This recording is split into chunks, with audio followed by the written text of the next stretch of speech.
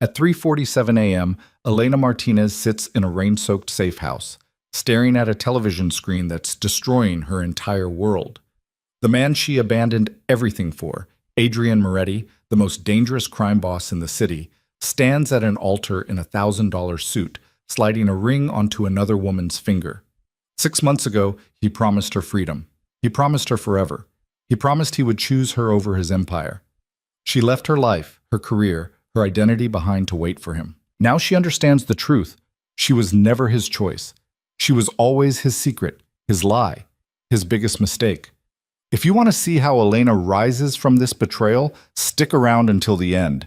And don't forget to hit that like button and comment what city you're watching from. I want to see how far this story travels. The rain hadn't stopped for 3 days.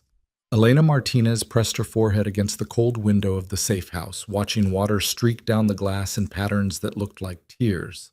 Her reflection stared back, hollow eyes, tangled dark hair, a face she barely recognized anymore. The bruise on her left cheekbone had faded to a sickly yellow-green, a souvenir from a week ago when everything started falling apart. Her phone sat on the table behind her, screen dark, silent. It had been silent for 48 hours. "He's coming," she whispered to herself, the words tasting like desperation. He promised. But promises, Elena was learning, meant different things to different people. To her, a promise was sacred, a contract written in trust and hope.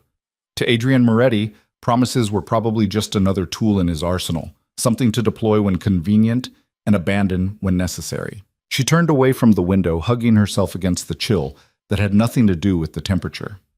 The safe house was barely furnished, a couch with springs poking through worn fabric, a table with uneven legs, a kitchenette that smelled like rust and old cigarettes. Adrian had arranged it 3 months ago, back when their secret relationship still felt romantic instead of suffocating. "Just in case," he'd said, tucking a strand of hair behind her ear with surprising gentleness for a man who'd allegedly killed 17 people. "If things ever get complicated, you come here. You wait for me. I'll always find you." Elena walked to the table and picked up her phone, checking for the 100th time.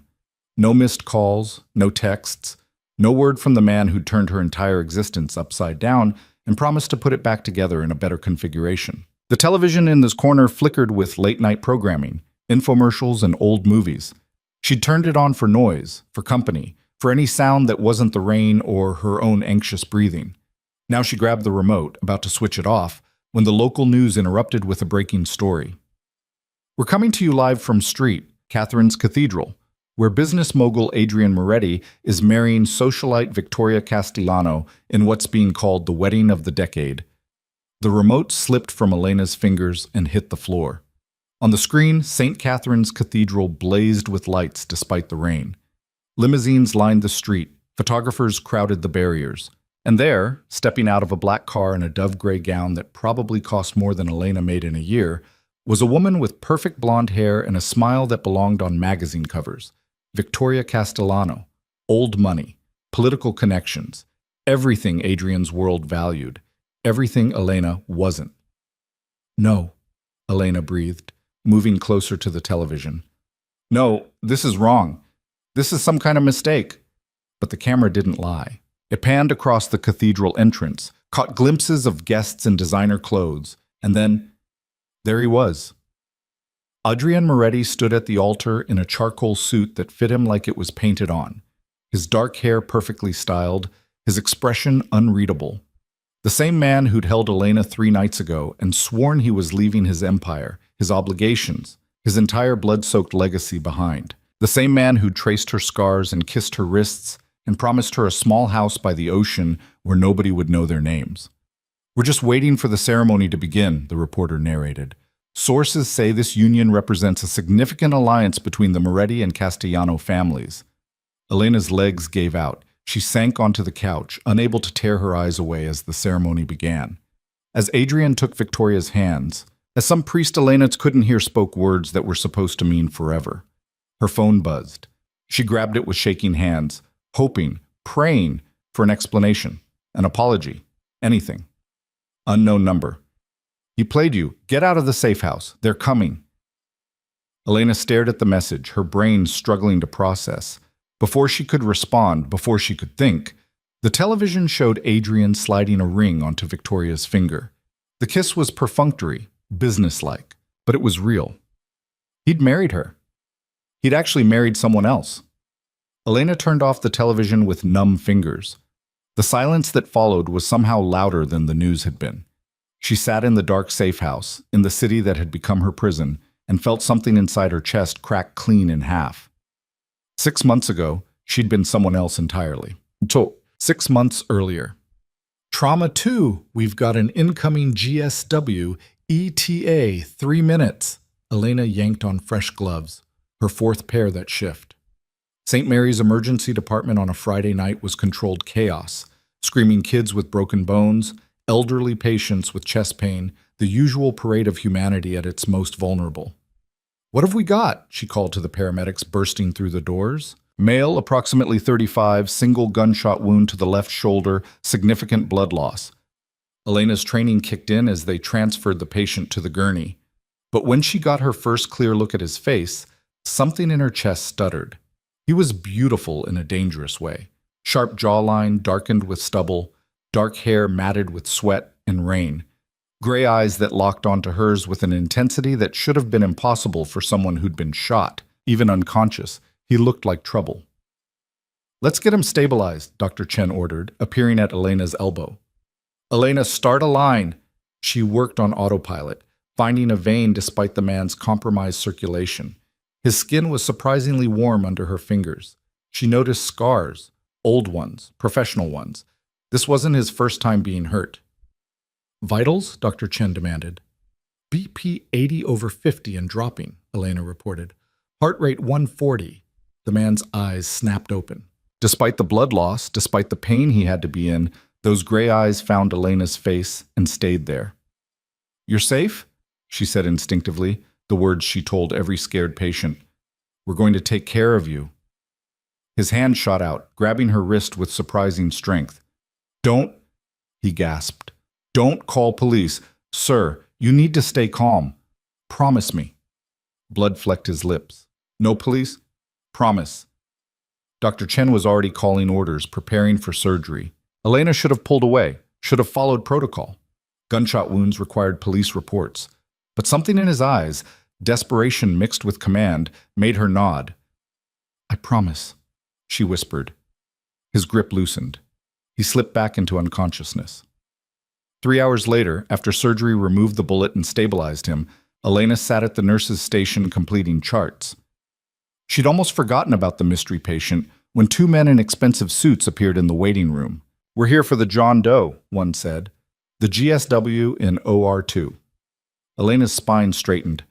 "I'm sorry, but we can't release patient information. We're family," the second man said smoothly, too smoothly. "His brothers. We've been worried sick." They didn't look worried. They looked like predators sizing up prey. "I'll need to verify with the patient," Elena said, keeping her voice steady. The first man smiled, and it was the kind of smile that made Elena's nursing instincts scream danger. "Of course. We'll wait." Elena walked to the recovery room where their mystery patient was sleeping off anesthesia. She closed the door carefully behind her and moved to his bedside. "Hey," she said softly, touching his uninjured shoulder. "You need to wake up." His eyes opened slowly, still hazy with drugs. "Angel?" "Nurse," Elena corrected. "And you've got company claiming to be your brothers." "Something tells me that's not true." The haziness vanished instantly. He tried to sit up, grimacing at the pain.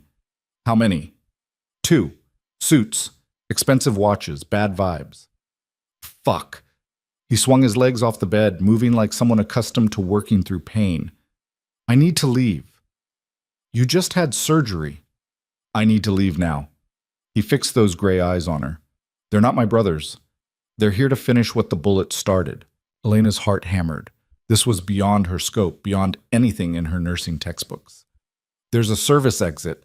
"Show me." She shouldn't have.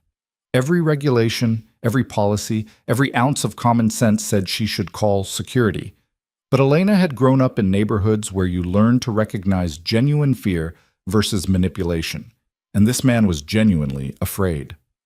"Follow me," she said, and try not to bleed through your bandages." They made it halfway down the corridor before the suited men appeared at the far end. Elena didn't think. She grabbed the patient's good arm and pulled him into a supply closet, pressing a finger to his lips. Through the crack in the door, she watched the men pass. Heard one of them talking on a phone. "He's here somewhere. Find him. Mr. Moretti wants this cleaned up tonight." Moretti. The name rang a bell, distant and ominous. After the footsteps faded, Elena led the patient through a maze of hallways. Only staff knew, down 2 flights of service stairs and out into the rain-soaked alley behind St. Mary's. "Thank you," he said, and despite the pain etched into his face, his voice was genuine. "You didn't have to—" "You're going to rip your stitches," Elena interrupted, because focusing on the practical kept her from thinking about what she'd just done. "You need antibiotics, pain management, wound care. I have people who can handle that." "People who can handle bullet wounds. What exactly do you do?" He smiled, and it transformed his face from dangerous to devastating. "Nothing legal." "I gathered that." Elena pulled out her phone. "What's your number?" "Why?" "Because in 3 days, those stitches need checking. In 7 days, they come out. You can go to your illegal bullet wound people, or you can text me and I'll meet you somewhere. Your choice." He studied her for a long moment. Rain plastered his dark hair to his forehead. Blood was seeping through his hospital gown. He looked like a fallen angel, beautiful and doomed. "Adrian," he said finally. "My name is Adrian." "Elena." She held out her phone. "Number?" He entered it with one-handed efficiency. "Why are you helping me, Elena?" "Because I'm a nurse," she said simply, "and I promised I'd take care of you." 3 days later, her phone buzzed at 11 p.m. while she was curled up on her couch with bad reality TV and cheaper wine. Stitches hurt. "Is that normal?" Adrian Elena smiled despite herself. "Depends. Have you been taking the antibiotics I told you to get?" "Yes, Nurse Martinez. Are you running a fever?" "No. Then yes. Pain is normal. Take ibuprofen. Rest. Don't do anything stupid." A pause. Then, "Too late. I've already done several stupid things today." "Like what?" "Like texting you when I should be disappearing." Elena's fingers hovered over the keyboard. This was her exit point, the moment where she could politely disconnect and return to her safe, boring, uncomplicated life. Instead, she typed, "Where are you?" "Looking at the city from very high up." "That's vague. I'm a vague person. It's part of my charm. I haven't noticed any charm yet. Then I'm doing something wrong. Let me fix that. Can I see you?" Every rational cell in Elena's brain screamed no. This man was trouble-wrapped in expensive tailoring and danger. He'd been shot by people who wanted him dead. He'd admitted to doing illegal things. "Tomorrow," she typed. 2 p.m. Riverside Park, North Entrance. "I'll check your stitches. It's a date. It's a medical consultation." Even better. Elena set her phone down and told herself she was being professional, maintaining continuity of care, ensuring patient recovery. She told herself this had nothing to do with the way Adrian's eyes had found hers in the trauma bay, or the way he'd said "angel" while waking up from anesthesia. She told herself a lot of lies that night. What's up? Adrian was waiting on a bench when Elena arrived, wearing jeans and a black Henley that probably cost more than her entire wardrobe. Dark sunglasses hid his eyes, but she could feel his attention on her as she approached. "You came," he said. "I said I would." Elena sat beside him, maintaining professional distance. "Lift your shirt." "Usually women buy me dinner first." "Shirt. Now." He obeyed, revealing a torso that confirmed Elena's suspicion. This man spent time staying in dangerous shape. The bandage was clean, properly applied. She peeled it back gently, examining the wound. "Who did this?" she asked. "It's good work. Family doctor. He's used to my particular needs." "Needs like bullet wounds?" "Among other things." Adrian watched her rewrap the bandage with fresh gauze. "You have good hands. Gentle." Elena ignored the way his voice curled around the word gentle. "The wound is healing well. You've been lucky." "I don't believe in luck. I believe in consequences and choices." "Then you made bad choices to get shot." "The worst," he agreed, "but also the best." How is getting shot the best choice? Because it brought me to you. Elena secured the tape with more force than necessary. That's a line. That's the truth. He caught her hand before she could pull away. I haven't been able to stop thinking about you, Elena. The way you looked at those men and knew immediately they were dangerous. The way you risked your career to help a stranger. The way you promised to take care of me, and you meant it. I make that promise to every patient. No. His thumb traced her knuckles, a touch so light it might have been imagined. You don't look at every patient like they're worth saving. Elena's breath caught. Everyone is worth saving. Not me. Adrian's smile was sad around the edges, but I appreciate the sentiment. She should have pulled her hand away, should have restated professional boundaries, given him instructions for wound care, and walked away from whatever this was before it started. Instead, she asked, why were they trying to kill you? Long story. I've got time. Adrian studied her for a moment, then removed his sunglasses. Those gray eyes were clearer now and infinitely tired. My father runs a business empire. Very profitable, very old, very connected. I was supposed to take over, continue the legacy. Instead, I decided I wanted different things. What things? Quieter things, legal things, things that don't require looking over my shoulder. He gestured to his shoulder. This is the consequence of that choice. My father's associates don't appreciate retirement plans. Elena processed this information, reading between the lines. Your father is Moretti, the Moretti everyone whispers about. Yes, and you're trying to leave. I'm trying to survive leaving. Adrian squeezed her hand gently, which is why I should walk away right now and never contact you again, because people around me tend to get hurt. I'm harder to hurt than I look, Elena said. That's what worries me. He stood, moving carefully to protect his injury. Thank you for checking the stitches, Nurse Martinez. Elena, she corrected. Just Elena. Elena. Her name sounded different in his voice, like something valuable. If I asked you to have coffee with me next week, would you say yes? Every warning bell in Elena's head was ringing. This man was dangerous, complicated, wrapped up in a world she'd spent her whole life avoiding. Getting involved with him was potentially the worst decision she could make. Yes, she heard herself say. I'd say yes. Adrian smiled, and it was the real thing this time. No shadows, no calculation, just genuine pleasure.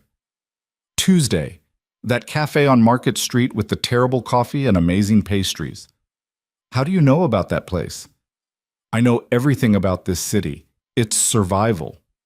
He walked away before Elena could respond, moving through the park like someone who'd learned to disappear in plain sight. She sat on the bench long after he'd gone, wondering what the hell she'd just agreed to. Her phone buzzed. Thank you for today. For the medical care and the conversation.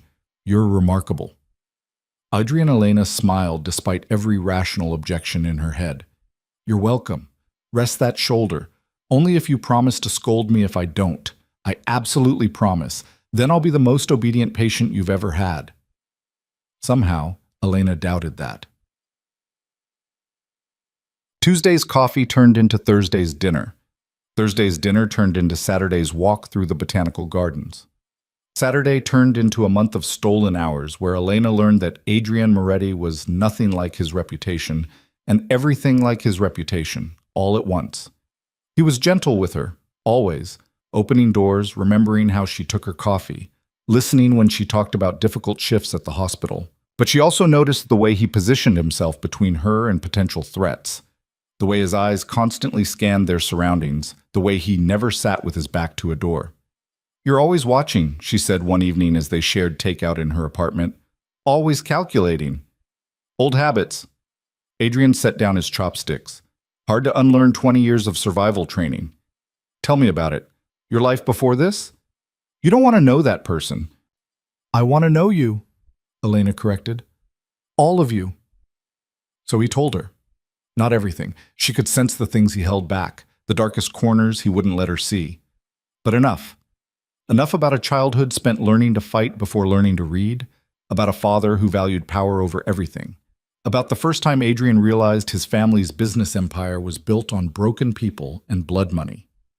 I was 12, he said quietly. My father took me to a warehouse, showed me a man tied to a chair, told me the man had stolen from us, and that consequences mattered more than mercy. Then he handed me a gun. Elena's hand found his. Did you? No, I threw up instead. Disappointing start to the family legacy. Adrian's laugh was bitter. Took me another decade to understand I wasn't weak for refusing. I was just different, wrong-shaped for the life they'd planned. You're not wrong-shaped, Elena said firmly. You're perfectly shaped for who you're supposed to be. And who's that? Someone better than your history, someone choosing differently. Adrian pulled her close, pressing his forehead to hers. You make me want to believe that. Then believe it. They've been careful not to rush the physical side of things, both of them dancing around the obvious attraction, both aware that once they crossed that line, there'd be no going back. But that night, with rain tapping against the windows and truth hanging in the air between them, Elena kissed him first. It started gentle, a question more than a demand. Adrian answered by cradling her face in his hands like she was something precious, kissing her back with a reverence that made her chest ache. When he pulled back, his eyes searched hers. Are you sure? He asked. Because once I have you, Elena, I won't want to let go. Then don't let go, she whispered. He didn't. What? 2 months into whatever they were, relationship felt too small a word for the way Adrian had woven himself into her life. Elena's roommate Jenna cornered her in their kitchen. Okay, spill. Who is he? Elena focused very hard on her coffee. Who is who? The guy who's got you smiling at your phone like a teenager, the one who sends you flowers at the hospital, the mystery man you disappear with 3 nights a week. His name is Adrian. We're seeing each other. Seeing each other? Jenna's eyebrows climbed. That's very vague. It's complicated. Complicated how? Is he married? Criminal? Secretly a vampire? He's trying to get out of a difficult family situation, Elena said carefully. It's taking time. Jenna studied her for a long moment. You're falling for him. I've already fallen. Does he feel the same way? Elena thought about the way Adrian looked at her when he thought she wasn't watching, the way he'd shown up at her apartment at 2 a.m. last week, not for sex, but because he'd had a nightmare and needed to know she was real. The way he'd said her name the first time they made love, like a prayer and a promise combined. Yes, she said. He feels the same way. Then what's the problem? Elena wished she had an answer that made sense. But how did you explain that the man you loved was trying to escape a world that didn't let people escape? That every moment with him felt borrowed, temporary, like something that could shatter with one wrong move? Her phone buzzed. Need to see you. Something's happened. Elena's stomach dropped. I have to go. Elena, I'll be careful, I promise. She met Adrian at the safe house. The first time she'd seen it, before it became a prison. He was pacing when she arrived, running his hands through his hair in a gesture she'd learned meant he was working through something bad. What's wrong? She asked. My father knows about you. The words hit like a punch. How? I don't know. Someone saw us, reported back. It doesn't matter how. Adrian grabbed her shoulders, urgent and afraid in a way she'd never seen. Elena, you need to understand what this means.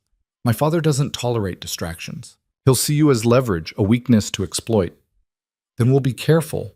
We can't be careful enough. His voice cracked. Do you know what he did to the last person I cared about? Do you want me to describe it?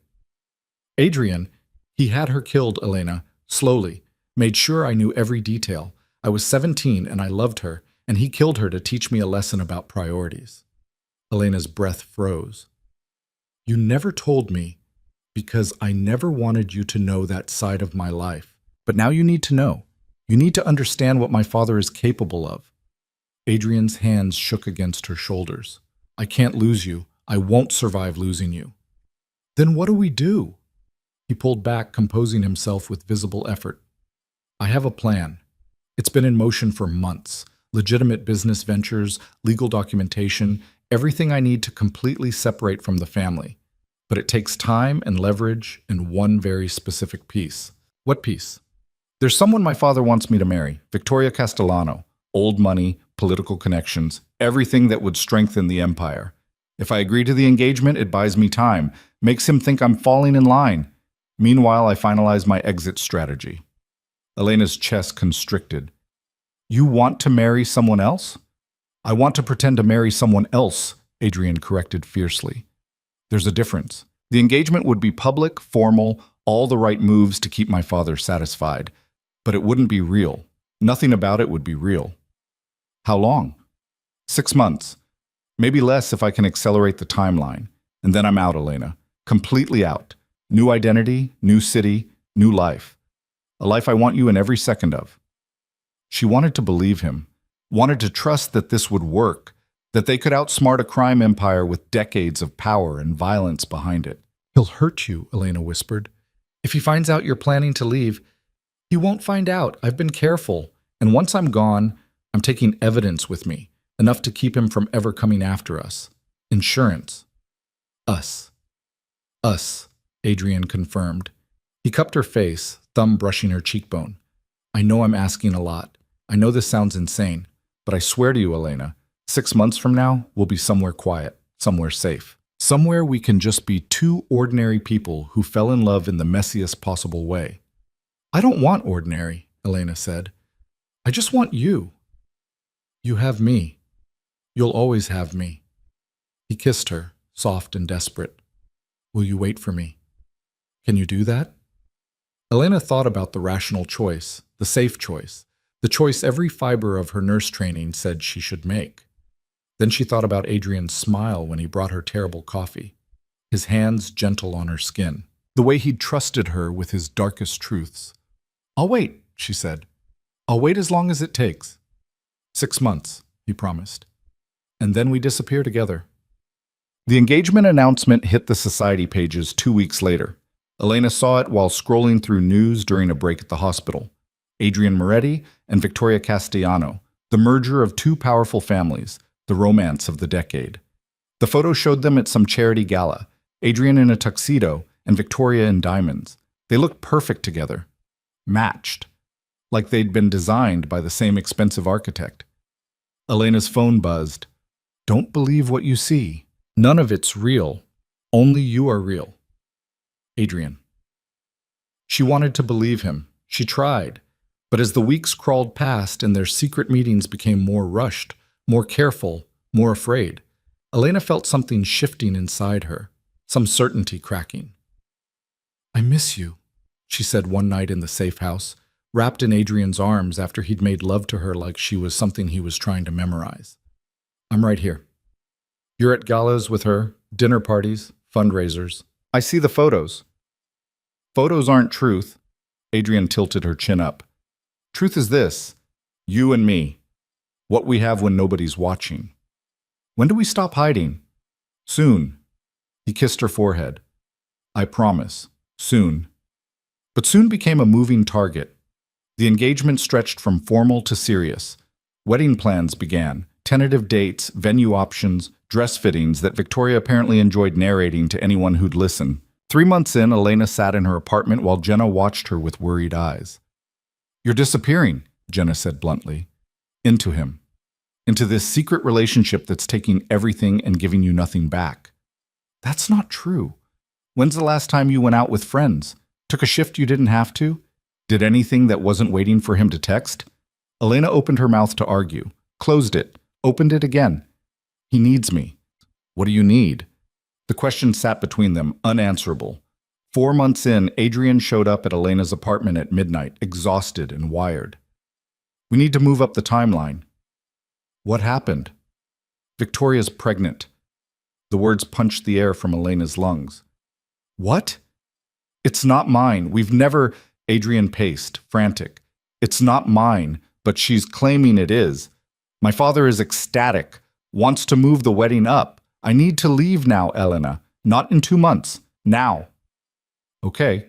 Elena's hands were shaking. Okay, what do we do? I've arranged everything. Next week, there's a window. My father will be out of the country. Security will be minimal. I'll collect the insurance documents, transfer the necessary funds, and we run. Together. Where? I have a place in mind. Small town, Montana. Middle of nowhere. We can disappear there. Elena looked around her apartment, the life she'd built, the career she'd worked for, the friends she'd made.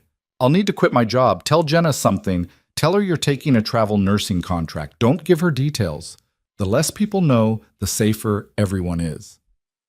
Adrian, this is really happening?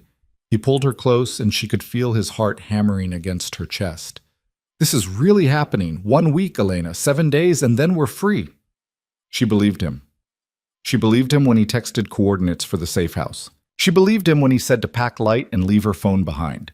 She believed him right up until she sat alone in that rain-soaked safe house, watching him marry Victoria Castellano on live television. Now, sitting in the dark with that unknown numbers warning still glowing on her screen, Elena finally understood the truth. She'd been the secret, the side story, the complication that needed to be managed. She'd never been the choice. The door to the safe house rattled. Elena's head snapped up, terror flooding her system. But it wasn't men in expensive suits. It was a woman in a black raincoat, hood up, face partially obscured. "We need to go," the woman said. "Right now." "Who are you?" "Someone who doesn't want to see you dead. Adrian's father knows about this place. He's sending people to clean up his son's mess. That's you, in case you're unclear." Elena grabbed her bag. Everything she owned now fit in one duffel. "Where? Anywhere but here. Move." They ran through rain-soaked streets, the woman moving with the same predatory efficiency as Adrian. Ex-military, Elena's brain cataloged distantly. Trained, dangerous. 3 blocks away, the woman pulled Elena into a 24-hour diner, shoved her into a back booth. "Coffee?" the woman ordered the waitress. 2 cups, black. Elena studied her rescuer in the fluorescent light. Mid-30s, sharp features, eyes that had seen violence and made peace with it. "Who are you?" Elena asked again. "Name's Reese. I work for people who have an interest in keeping Moretti's world destabilized. Your destabilization." "I'm what?" "You're proof his golden son was planning to run, that Adrian was gathering evidence to use against his own father. That information is valuable." Reese sipped her coffee. "So valuable that Moretti Sr. wants you gone before you can tell anyone what you know." "I don't know anything." "You know Adrian was leaving. You know about the insurance documents. You know enough to be a problem." The coffee arrived. Elena wrapped her hands around the cup, trying to stop shaking. "Did Adrian know? That his father would send people after me?" Reese's expression softened slightly. "I think Adrian believed he was smarter than he was. I think he genuinely planned to run with you. But when his father threatened everyone you'd ever cared about unless Adrian went through with the wedding, he chose what he thought was the noble option. But he left me here to die. He left you here thinking you'd be safe. Different thing. Still stupid, but different." Elena laughed, and it came out broken. "So what now? You're my bodyguard?" "I'm your exit strategy. I can get you out of this city, set you up somewhere new. But you need to understand, if you surface, if you contact anyone from your old life, Moretti finds you, and then my job gets a lot harder." "Why do you care?" "I don't, but my employers do, and they pay well." Reese slid a phone across the table. "There's one number in here. Mine. You run into trouble, you call. Otherwise, you disappear. New name, new city, new life. Can you do that?" Elena thought about St. Mary's emergency department, about Jenna, about the version of herself who'd believed in Adrian's promises. "Yes," she said. "I can do that." "Good." Reese stood. "There's a bus leaving in 40 minutes for Denver. Be on it. There's an envelope taped under your seat, cash, ID, instructions. Follow them exactly." "What about Adrian? What about him? Does he know I'm alive?" Reese's smile was thin and sharp. "He knows. Got a message through right before the ceremony. Told him you were safe and he was a coward. Don't expect that information brought him much comfort during his vows." She left Elena sitting in the diner booth, watching rain streak the windows. Somewhere across the city, Adrian Moretti was dancing with his new wife, playing the role his father demanded. Somewhere, men were searching a safe house for a woman who was already gone. Elena finished her coffee and stood. She left exact change on the table. No credit card trail. No unnecessary interaction. She walked to the bus station like someone who'd practiced disappearing because, in a way, she had been.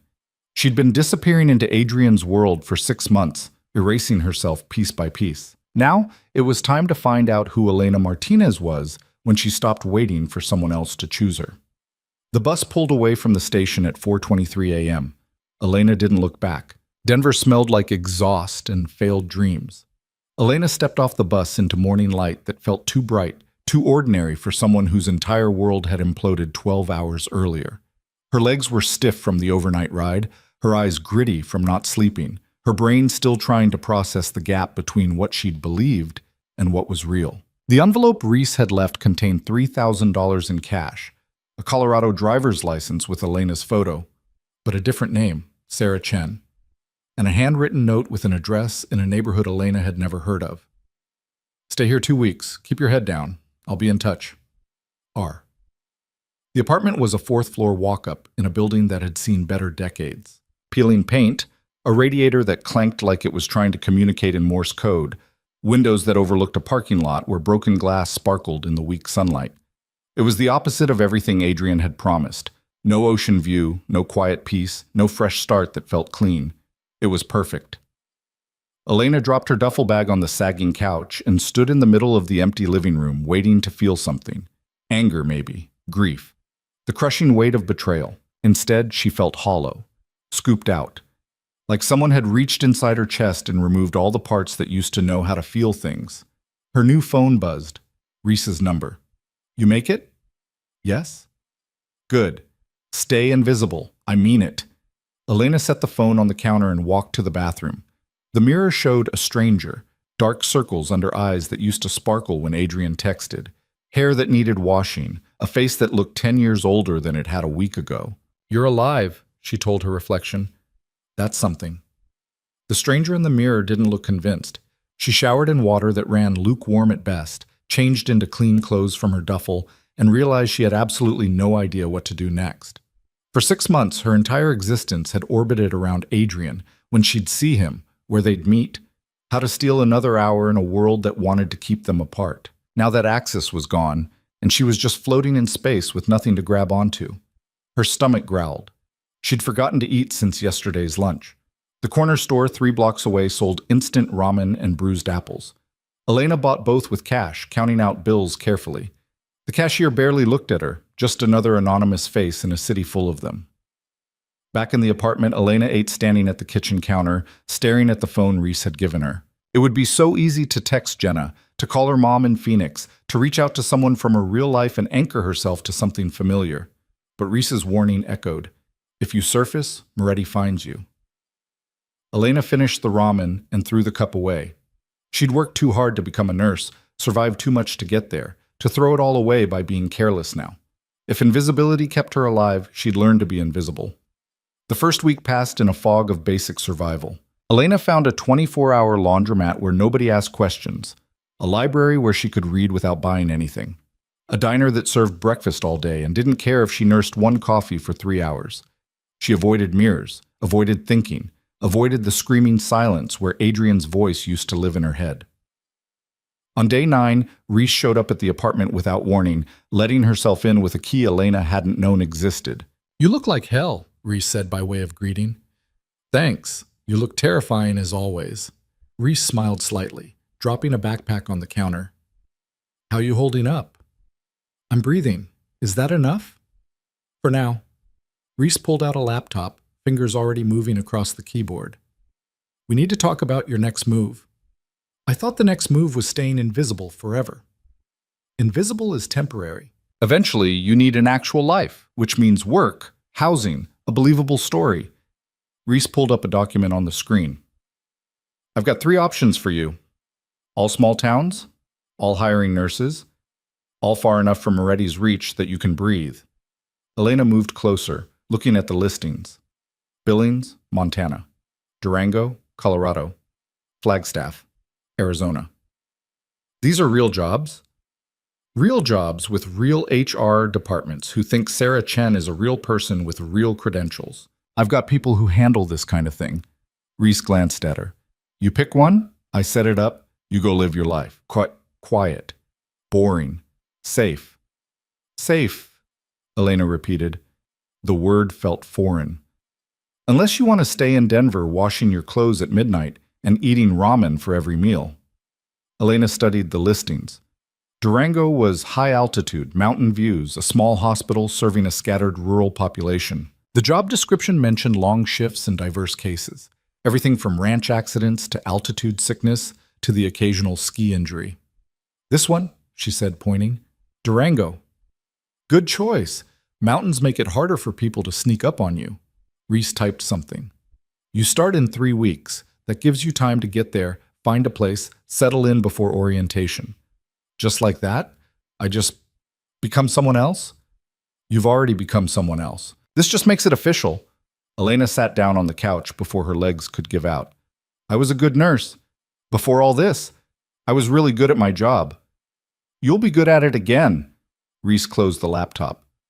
But Elena, Sarah doesn't have a tragic backstory. Sarah doesn't have a crime boss ex-boyfriend. Sarah is boring, pleasant, forgettable. You understand? Be nobody. Be nobody, Reese confirmed. It's the only way this works.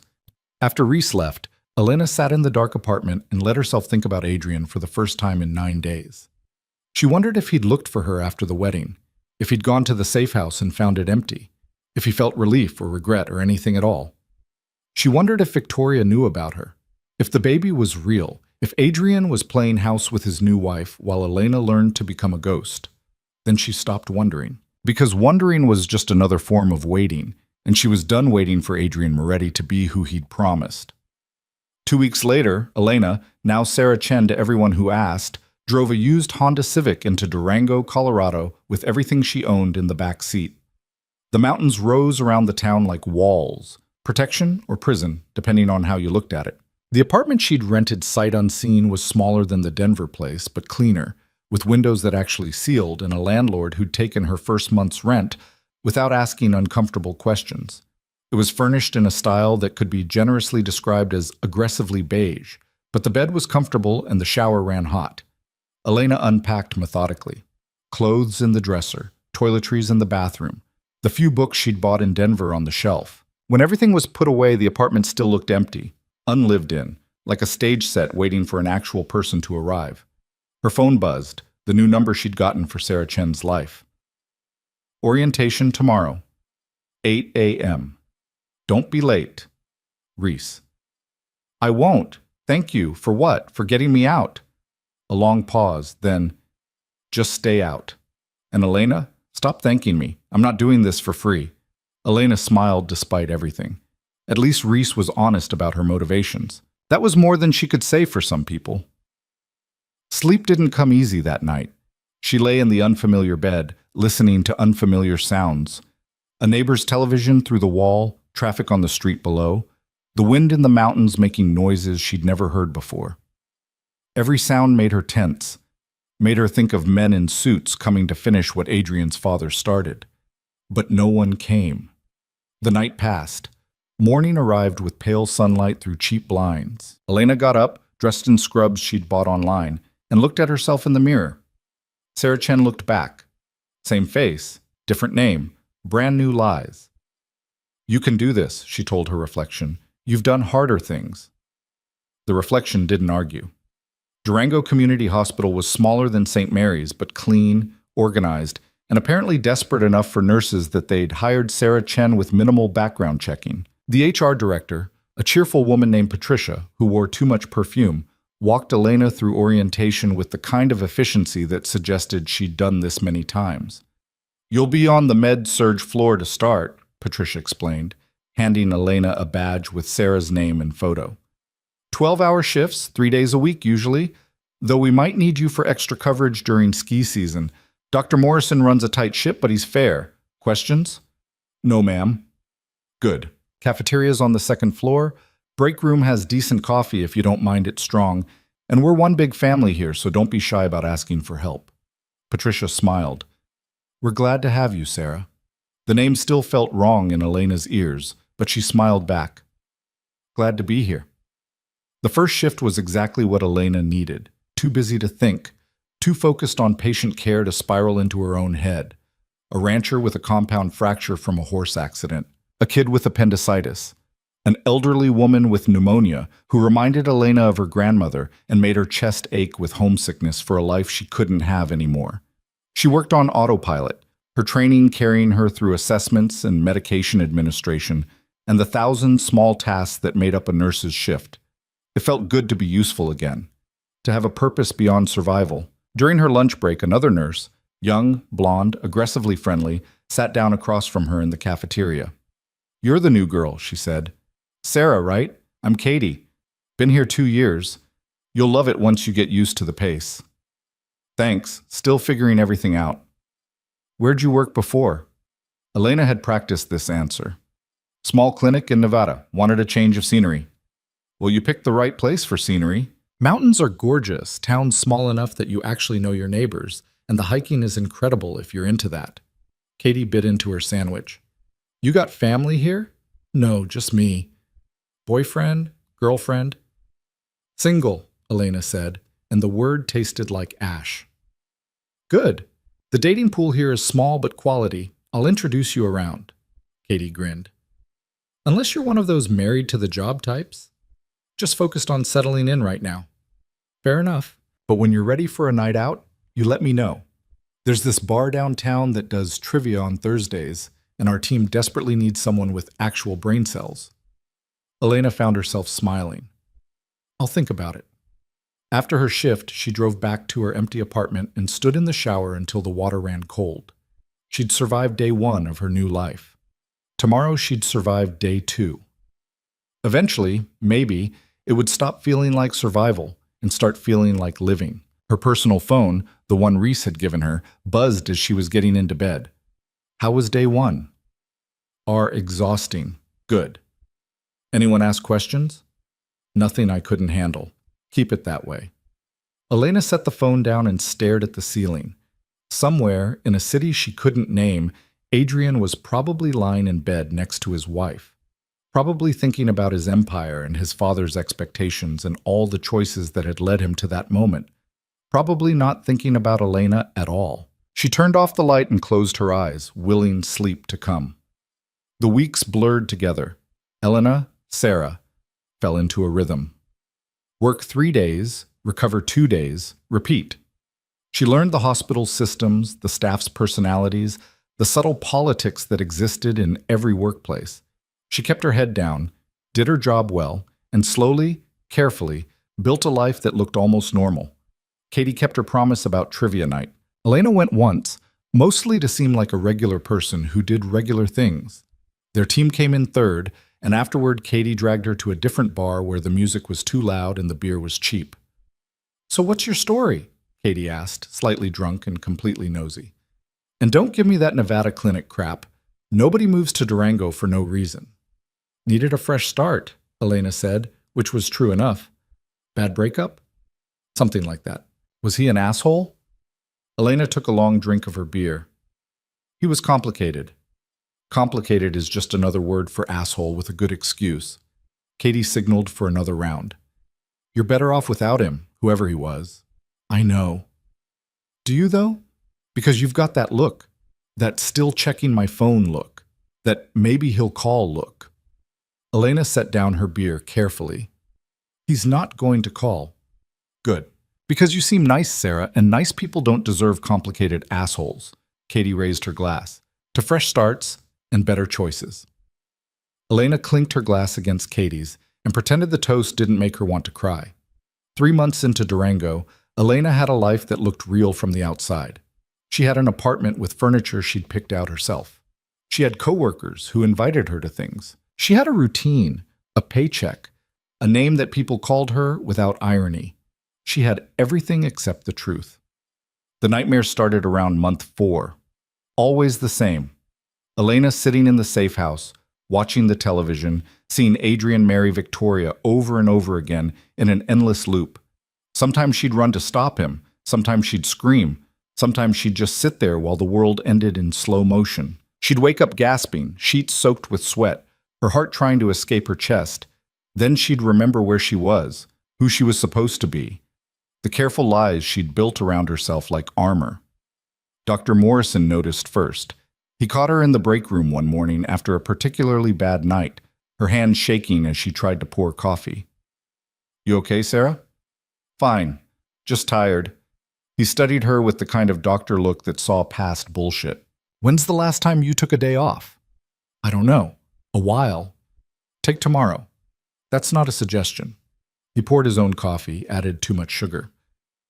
I've been doing this 30 years. I know what burnout looks like, and you're heading there fast. I can handle it. I'm sure you can. But you shouldn't have to. Take a break. Go hiking. Read a book. Sleep for 16 hours. I don't care what you do, just don't come back here until you've remembered why you became a nurse in the first place. Elena wanted to argue, but the truth was she couldn't remember why she'd become a nurse, couldn't remember who she'd been before Adrian, couldn't remember anything except running and hiding and pretending to be someone she wasn't. Okay, she said quietly. Thank you. The next day, Elena drove up into the mountains without a destination, following roads that got narrower and steeper until she found a trailhead that looked deserted. She hiked for 3 hours, pushing her body until her lungs burned and her legs ached, until the only thing she could think about was the next step and the step after that. At the top of the trail, she found a clearing with a view that stretched for miles, mountains and valleys and sky so blue it hurt to look at. She sat on a boulder and let herself cry for the first time since leaving Denver. She cried for the life she'd lost, for the version of herself who'd believed in Adrian's promises, for the future they'd planned in whispered conversations at 3 a.m, for the stupidity of thinking love could conquer everything when love couldn't even conquer one man's fear of his father. When the tears finally stopped, Elena felt empty but lighter, like she'd been carrying something heavy and had finally set it down. Her phone rang, not the burner Reese had given her, but her new Sarah Chen phone, Katie's name on the screen. Hey, Elena answered, voice rough. Hey yourself, you sound weird. You okay? Just hiking, what's up? So there's this guy, friend of my boyfriend's. Nice, normal, works in construction. I mentioned you, he thinks you sound interesting, and we're all going to dinner Friday if you want to come meet him. Elena looked out at the mountains, at the vast empty space where her future used to be. I don't know if I'm ready for that. It's just dinner, Sarah, no pressure. But you can't hide forever, you know. Eventually you've got to start living again. I am living. You're existing. There's a difference. Katie's voice softened. Look, I get it. Bad breakup, fresh start, all that. But part of starting over is actually starting, not just running in place. I'll think about it. That's all I'm asking. Friday at 7. I'll text you the address. After Katie hung up, Elena sat on the boulder for another hour, watching the sun move across the sky. Part of her wanted to say yes to dinner, to try being normal, to see if Sarah Chen could have something that Elena Martinez couldn't. But the larger part of her knew the truth. She wasn't ready. Maybe she'd never be ready. Because how did you let someone new in when the last person you'd trusted had left you sitting in a safe house while he married someone else? That night, back in her apartment, Elena's burner phone buzzed for the first time in weeks. Need to talk. Call me. Elena dialed immediately. What's wrong? Maybe nothing. Maybe something. Reese's voice was tight. You haven't been online, have you? Social media, news sites, anything like that?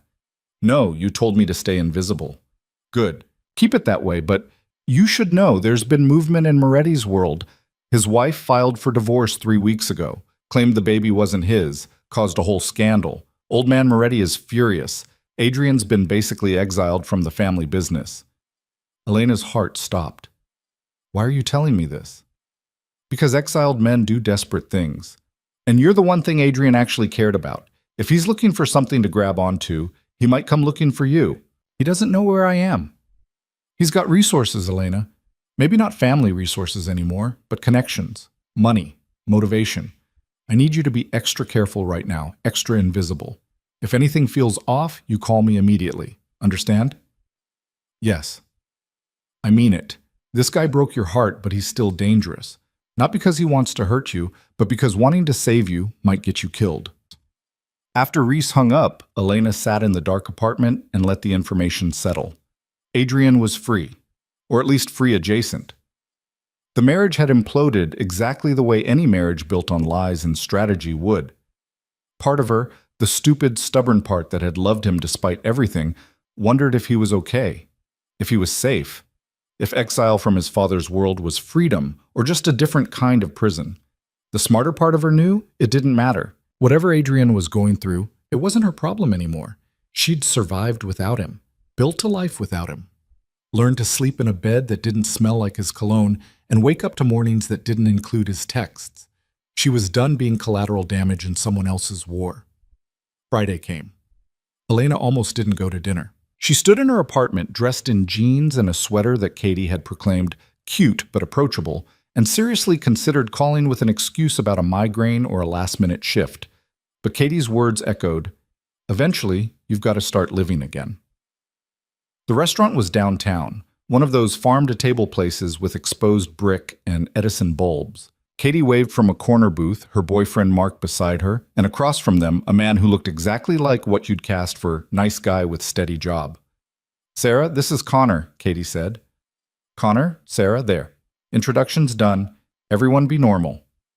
Connor smiled, and it was a good smile, genuine, a little shy, no hidden agenda. "Nice to meet you, Sarah. Katie's told me absolutely nothing about you except that you're a nurse and you like trivia." "That's pretty much all there is to know," Elena said, sliding into the booth. "I doubt that, but we can start there." Dinner was easier than Elena expected. Connor was funny without trying too hard, asked questions without being invasive, and had the kind of steady, calm energy that probably came from working with his hands and sleeping well at night. He told stories about construction disasters and asked about nursing horror stories, and Elena found herself laughing at his description of a bathroom renovation gone catastrophically wrong. "So you just left the homeowner with a toilet in their front yard?" she asked. "For 3 days. In their defense, we did put a tarp over it." Connor grinned. "They left us a very angry review, but they also referred us to their neighbors, so I guess it evened out." After dinner, walking to their cars in the cool mountain air, Connor fell into step beside Elena. "I had a good time tonight," he said. "I know Katie ambushed you into this, but I'm glad she did." "Me too," Elena admitted. "Would you want to do it again sometime, without the Katie supervision?" Elena looked at him, really looked. He was handsome in an uncomplicated way. Seemed kind, seemed stable, seemed like exactly the kind of person Sarah Chen should be dating. "Yes," she heard herself say. "I'd like that." They exchanged numbers. Connor texted her before she'd even made it home. "Thanks for giving me a chance. Looking forward to next time." Elena stared at the message, waiting to feel something. Excitement, maybe. Anticipation. The flutter of new possibility. Instead, she felt tired and guilty, and like she was cheating on a ghost. She texted back anyway, "Me too," because Katie was right. She couldn't hide forever. Couldn't spend the rest of her life mourning something that had never been real in the first place. If Adrian Moretti had taught her anything, it was that promises were just words. Action was what mattered, and the only person taking action in Elena's life right now was Elena herself. So she'd go on a second date with Connor. She'd keep working at the hospital. She'd keep building Sarah Chen's life one careful brick at a time. And if some nights she still woke up gasping from dreams of rain-soaked safe houses and televised weddings, well, nobody had to know about that except her. The second date with Connor happened on a Tuesday afternoon, both of them working around shift schedules.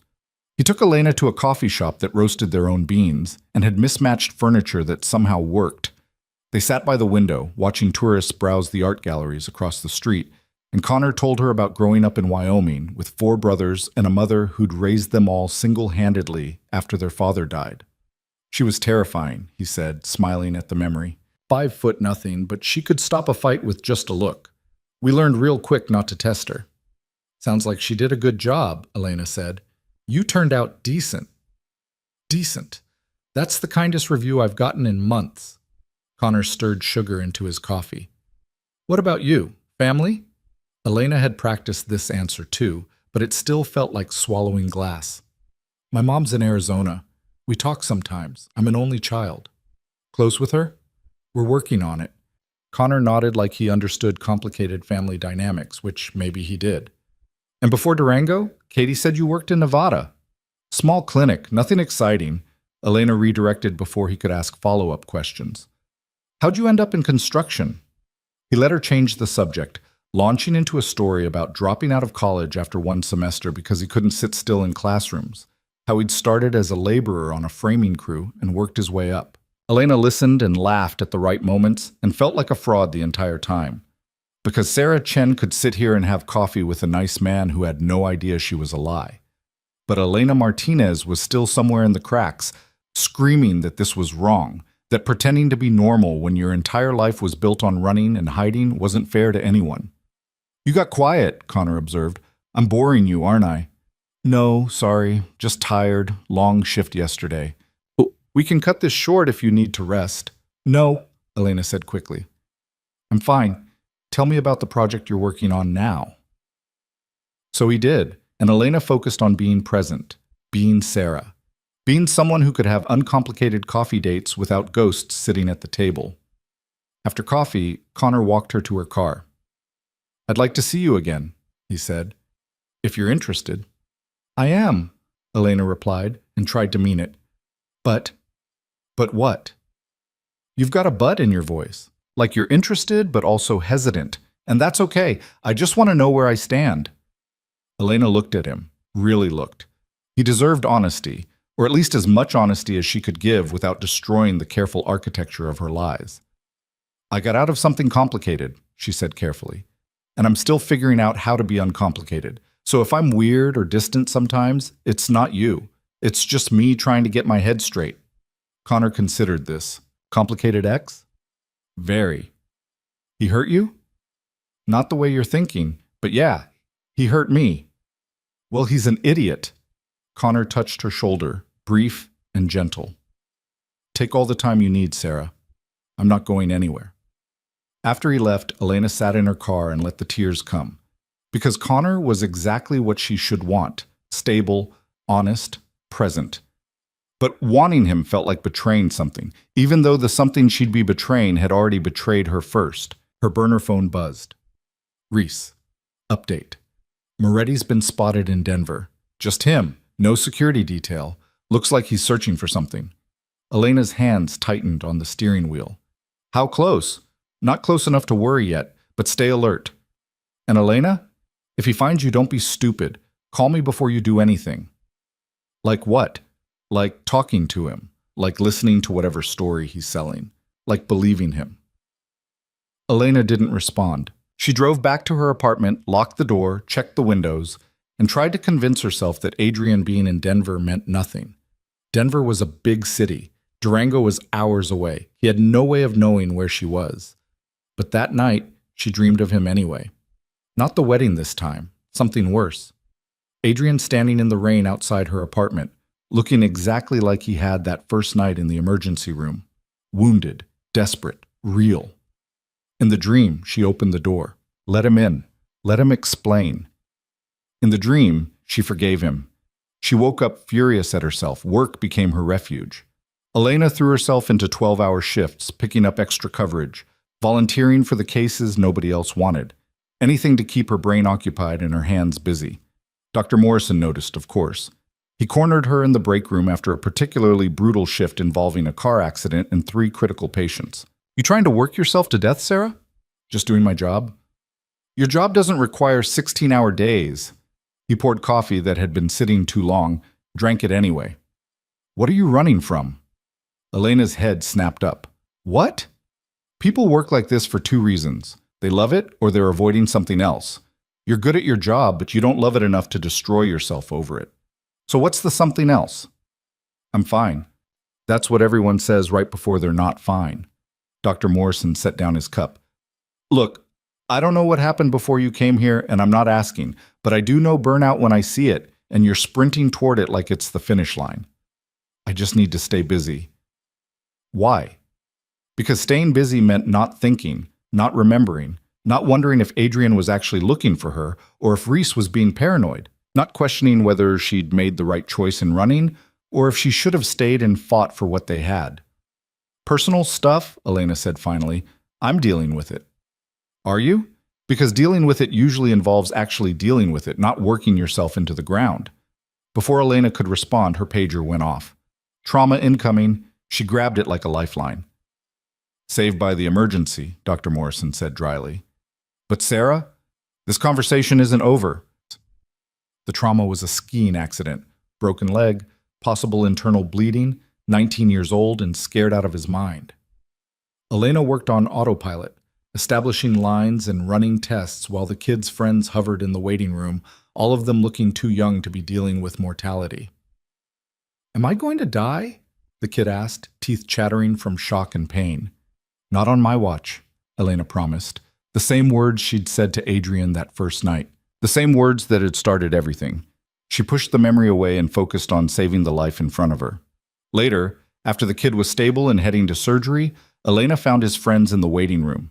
3 college students who'd pooled money for a ski trip, now facing the reality that fun could turn dangerous in an instant. He's going to be okay, Elena told them. Surgery will fix the leg, and the doctors are watching for internal injuries, but he's young and healthy. He'll recover. One of the girls started crying. Her boyfriend put an arm around her, looking relieved and exhausted. Thank you, he said, for taking care of him. Elena nodded and walked away before they could see her own eyes watering, because she was thinking about Adrian's friends, if he had any, about who'd been there to take care of him when his world imploded, about whether he was alone now, exiled and searching, or if he'd found new people to trust. She was thinking about him too much. Again. Her phone buzzed. Connor. Hey, I know you're working, but wanted to say hi. Hope your shift is going okay. Elena stared at the message. Connor was safe. Connor was simple. Connor didn't come with fathers who ordered hits or empires built on blood or marriages of convenience that ended in public scandal. Shifts brutal, but managing. Thanks for checking in. Want to get dinner when you're off? Or is that too presumptuous? Dinner sounds good. I'll text you when I'm done. She pocketed the phone and went back to work, trying to ignore the guilt that came with using Connor as a shield against her own thoughts. Dinner happened at a burger place Connor swore had the best sweet potato fries in Colorado. He wasn't wrong. Elena ate and listened to him talk about a deck renovation that had turned into a full structural overhaul, and tried to be present in the moment instead of wondering if Adrian had ever tried sweet potato fries or if his world of expensive restaurants and strategic dinners included things as simple as good fries and easy conversation. You're doing it again, Connor said gently. Doing what? Disappearing. You're sitting right here, but you're somewhere else. Elena set down her burger. I'm sorry, I don't mean to preach. I'm not mad, just curious. Where do you go when you check out like that? Nowhere good. Connor waited, patient in a way that made Elena's chest ache. I told you about my ex, she said finally. The complicated one. I thought I was over it, thought I'd moved on, but apparently I'm worse at moving on than I thought. How long ago did it end? 6 months? Almost 7? That's not that long. Not for something that mattered. It shouldn't have mattered. It was a mistake from the beginning. But it did matter, Connor said. Otherwise you wouldn't still be stuck on it. Elena looked at her plate, at the half-eaten burger and cooling fries. He promised me things. A future. A way out of the life he was stuck in. And I believed him. I left everything. My job, my friends, my apartment. I waited for him to keep his promise. And instead I watched him marry someone else on television while I sat alone in a place he'd told me was safe. The words came out flat, factual, like she was reciting someone else's story. Connor was quiet for a long moment. That's brutal. Yeah. And you're here now because you ran. I'm here because staying would have gotten me killed. His father doesn't like loose ends. Jesus, Sarah.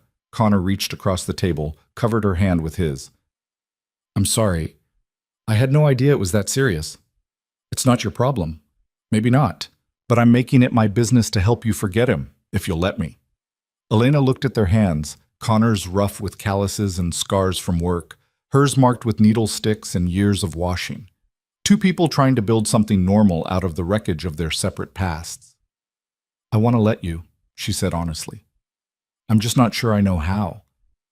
Then we'll figure it out together. No pressure, no timeline, just 2 people having dinner and seeing where it goes.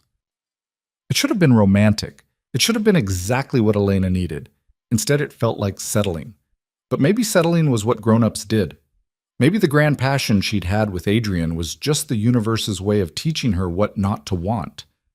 Maybe quiet and stable and safe was the actual goal, and everything else was just fireworks that burned too bright and left you with nothing but smoke. Okay, Elena said, let's see where it goes. Connor smiled, squeezed her hand, and signaled for the check.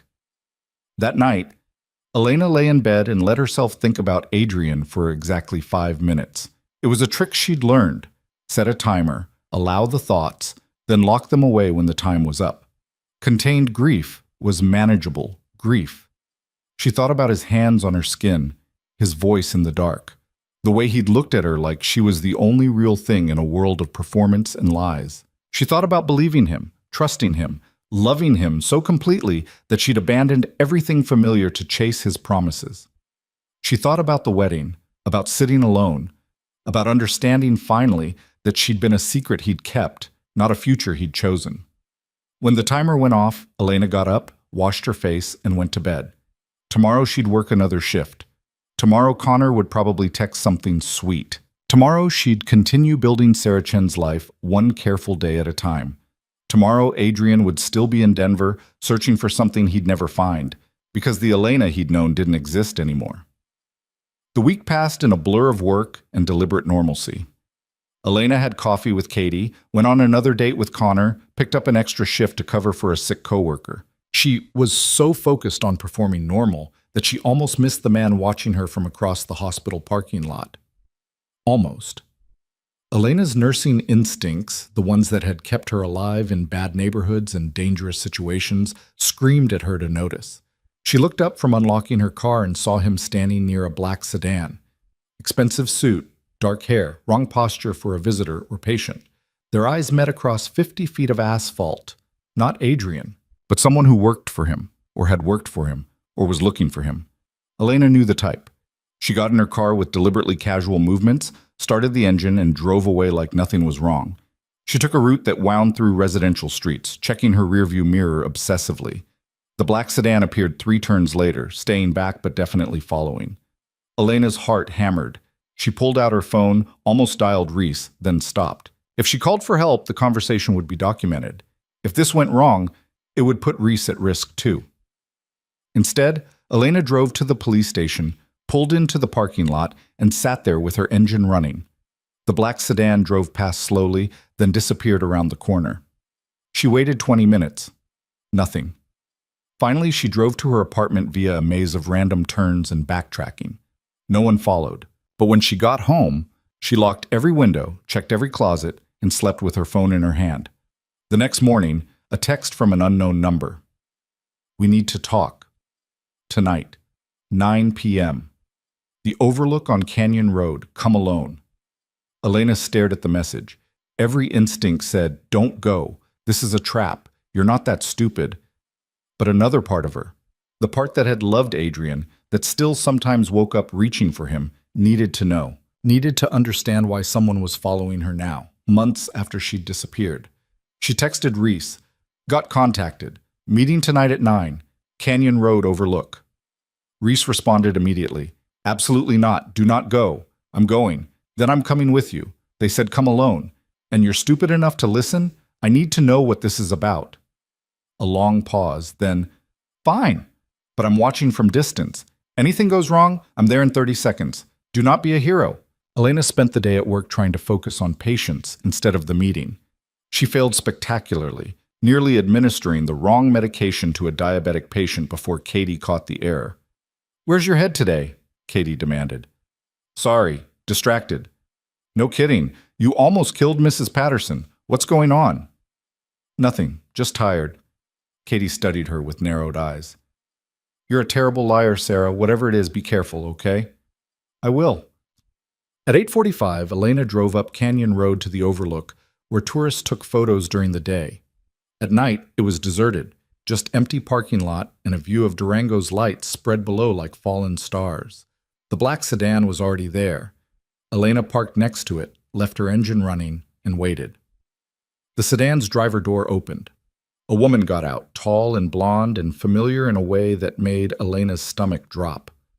Victoria Castellano, Adrian's wife, ex-wife. She walked to Elena's passenger side, tapped on the window. Elena unlocked the door. Victoria slid into the seat with the kind of grace that came from expensive finishing schools. Up close, she was beautiful in a sharp-edged way, all perfect bone structure and calculated expressions. But her eyes were tired, and there was a bruise on her wrist she'd tried to cover with foundation. "Hello, Elena," she said. "Or should I call you Sarah?" Elena's hands tightened on the steering wheel. "How did you find me?" "I'm good at finding things people want to keep hidden. Comes with the territory of being married to a Moretti." Victoria's smile was bitter. Or being divorced from one. "What do you want?" "The same thing you want. To make sure Adrian doesn't destroy any more lives." Victoria pulled out her phone, showed Elena a photo. Adrian, thinner than Elena remembered, standing outside an apartment building Elena didn't recognize. "He's in Denver, looking for you. He's been looking for months." "Why are you telling me this?" "Because I need you to understand something about my ex-husband. He's obsessed with saving you. Thinks if he finds you, explains everything, you'll forgive him and ride off into the sunset together." Victoria's voice was cold. "And that obsession is going to get you killed." "I don't understand." "Adrian's father wants you dead. Has wanted you dead since the moment he found out about you. The only reason you're still alive is because Adrian convinced him you'd disappeared permanently, that you weren't a threat." Victoria leaned closer. "But if Adrian finds you, if he makes contact, his father will know, and he'll finish what he started." Elena's mouth was dry. "Why do you care?" "Because I spent 8 months married to a man who loved someone else, who talked in his sleep about ocean houses and fresh starts, who looked at me like I was a prison sentence." Victoria's composure cracked slightly. "I don't love Adrian. Never did. Our marriage was business, but I also don't want to watch him throw away his life for a woman who was smart enough to run. So what are you asking me to do?" "Stay disappeared. If Adrian contacts you, don't respond. Don't meet him. Don't give him hope." Victoria's eyes were hard. "And if you care about him at all, you'll let him think you've moved on, because the only way he survives this is if he believes you're gone for good." "He married you," Elena said, the words tasting like poison, "while I waited for him. He made his choice. He made the only choice he could. His father threatened to kill your mother, your friends, everyone you'd ever cared about." Victoria pulled out a piece of paper, unfolded it. "These are the names. Your mother, Maria, your roommate, Jenna, your old co-worker, Dr. Chen. Adrian's father had files on all of them. Surveillance photos, detailed information about their routines." Elena took the paper with shaking hands, saw her mother's name, her address in Phoenix, Jenna's coffee shop she visited every morning, Dr. Chen's kids' school. "He would have killed them," Victoria said quietly, slowly, and made sure Adrian knew every detail. So Adrian chose the wedding, chose to let you think he'd betrayed you, because believing he was a coward was better than you watching everyone you loved die. The paper fell from Elena's fingers. "Why didn't he tell me?" "Because you would have done something stupid, tried to protect them, gotten yourself killed." Victoria picked up the paper, refolded it. "This way, you ran. You survived. You get to live a life he can't be part of. And you want me to keep living that life. I want you to keep breathing, whether that matters to you or not." Elena looked out at the lights of Durango, at the life she'd built from nothing, Sarah Chen's life. Safe, boring, alive. "If I don't respond," she said slowly, "he'll keep looking. Eventually he'll stop. Eventually he'll accept that you're gone."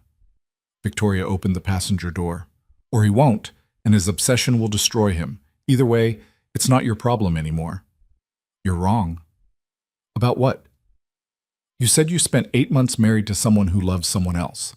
But you were married to someone who loved so completely, he sacrificed everything to keep that person safe." Elena met Victoria's eyes. "That's not nothing." "No," Victoria agreed. "It's not nothing, but it's also not enough." She got out of the car, walked back to the sedan, and drove away. Elena sat in the overlook parking lot until her phone buzzed with Reese's message. "You alive?" "Yes." "What happened?"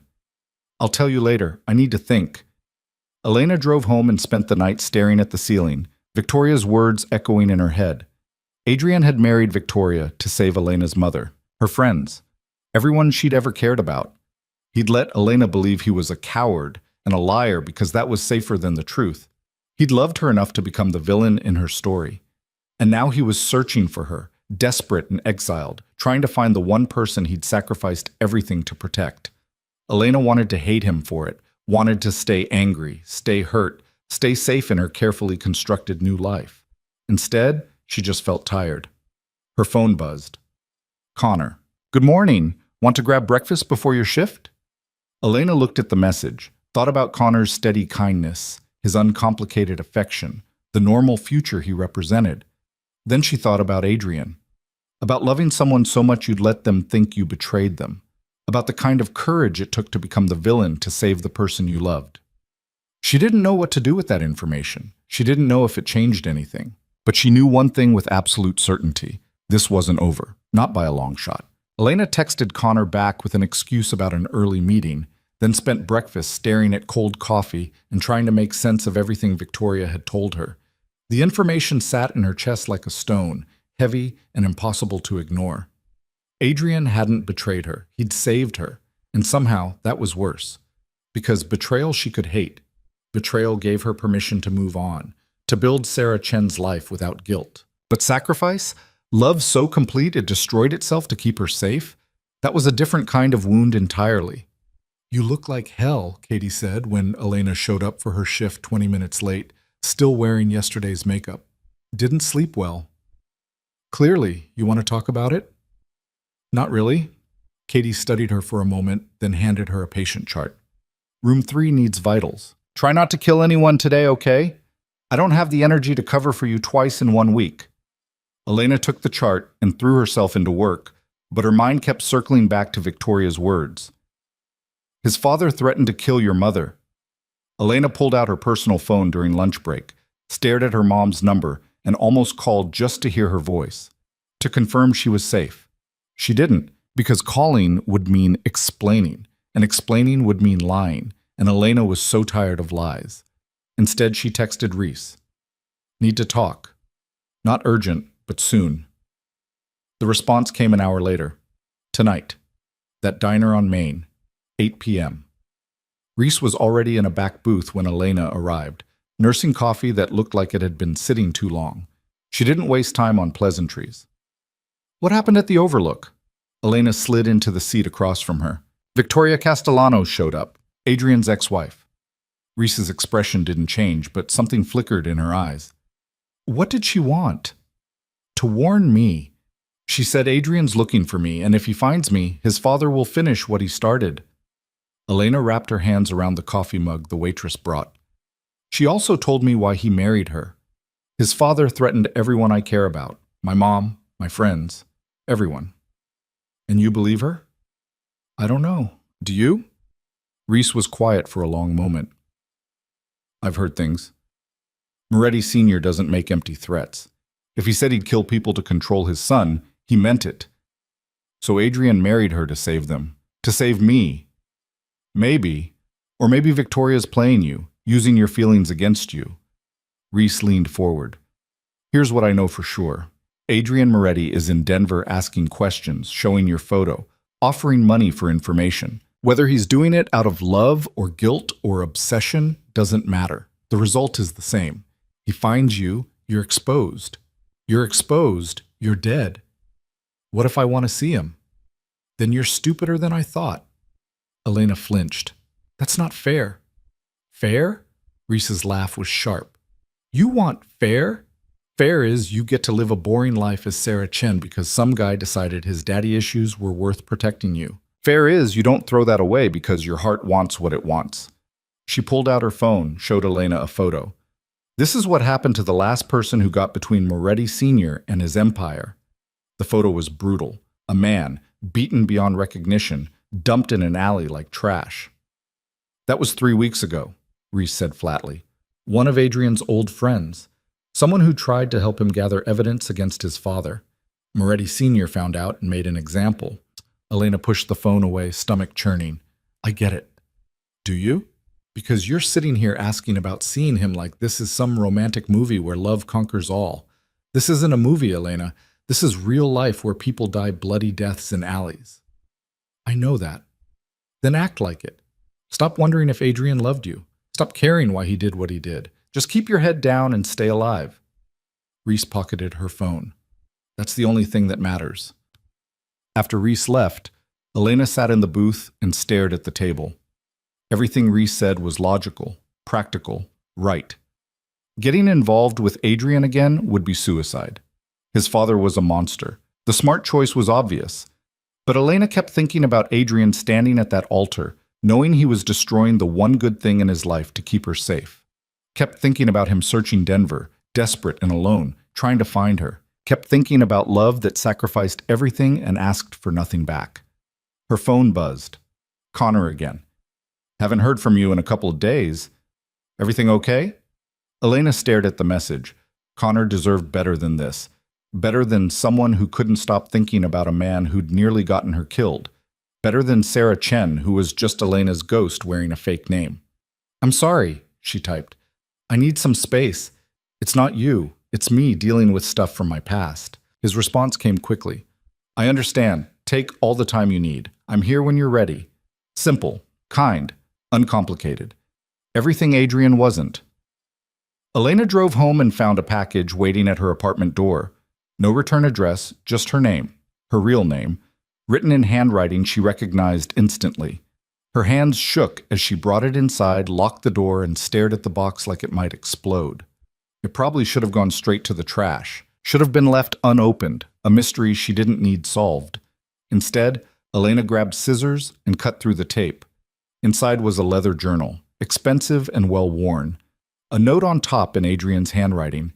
I know you probably hate me, you should, but you deserve to know the truth, all of it, even the parts that make me look worse. Elena opened the journal. The first page was dated 8 months ago, 2 weeks after they'd met. Met a woman today who looked at me like I was worth saving.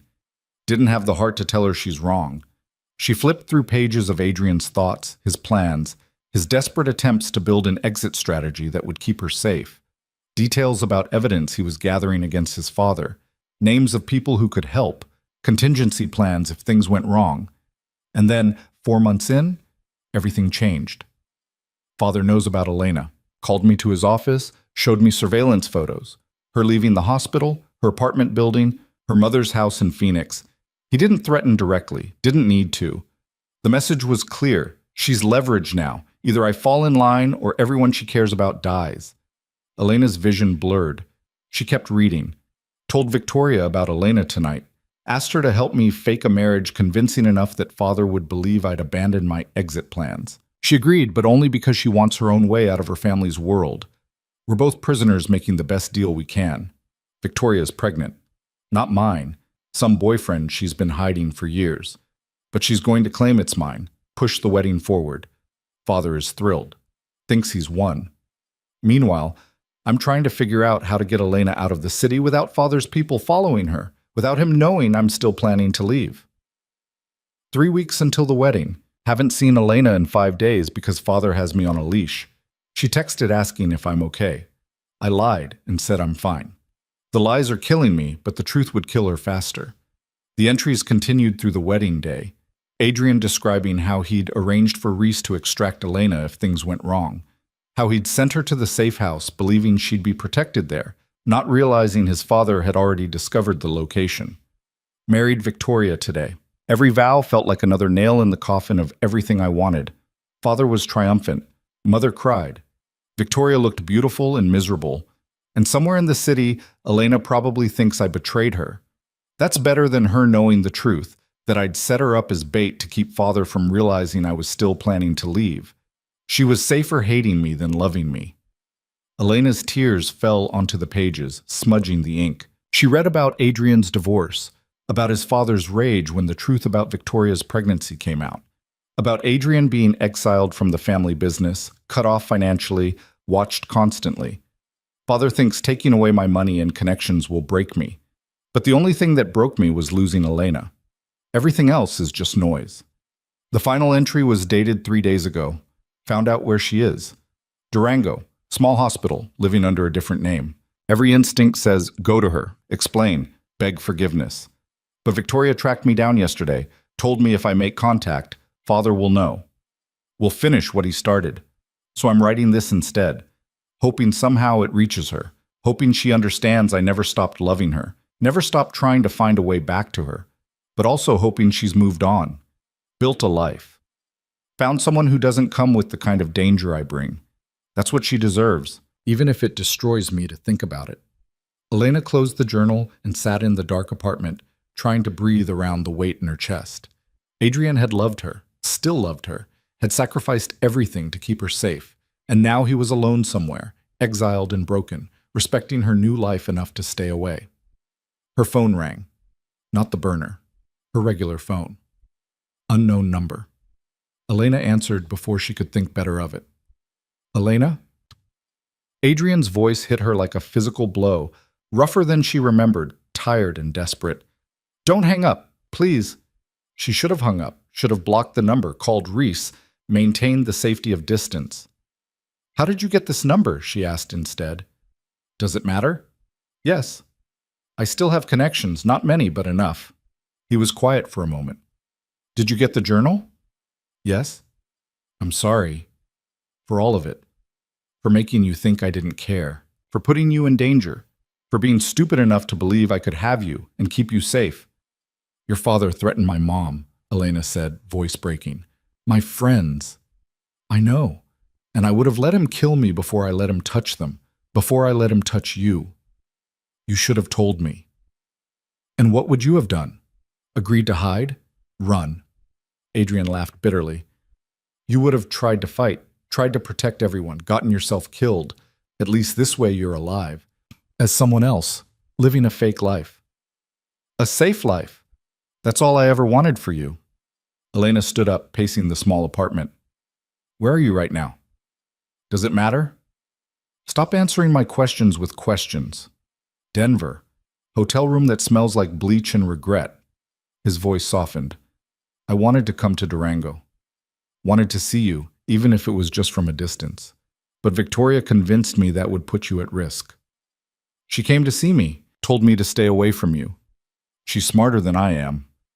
Adrian, I'm not calling to ask you to come back to me, Elena. I know I destroyed that possibility. I'm calling because I needed to hear your voice, to know you're really okay, that you're building something good. I'm trying to. Are you succeeding? Elena thought about Connor, about her job, about the careful architecture of Sarah Chen's life. I don't know. Some days, yes. Some days I just feel like I'm hiding. You should be hiding. My father hasn't forgotten about you. Won't forget as long as I'm alive, and he thinks you matter to me. And do I? Still matter? The silence stretched so long Elena thought he'd hung up. Then, you're the only thing that's ever mattered, which is exactly why I need to let you go. What if I don't want to be let go? Then you're as stupid as I am. But his voice was tender, aching. Elena, please, please just live your life. Find someone safe, someone boring, someone whose father doesn't order hits like other people order coffee. I tried that. There's a guy here. Connor. He's everything you're not. Stable, honest, present, everything I should want. But he's not you. Adrian's breath caught. Don't do this to either of us. Do what? Tell the truth? The truth doesn't matter. What matters is you staying alive long enough to get over me.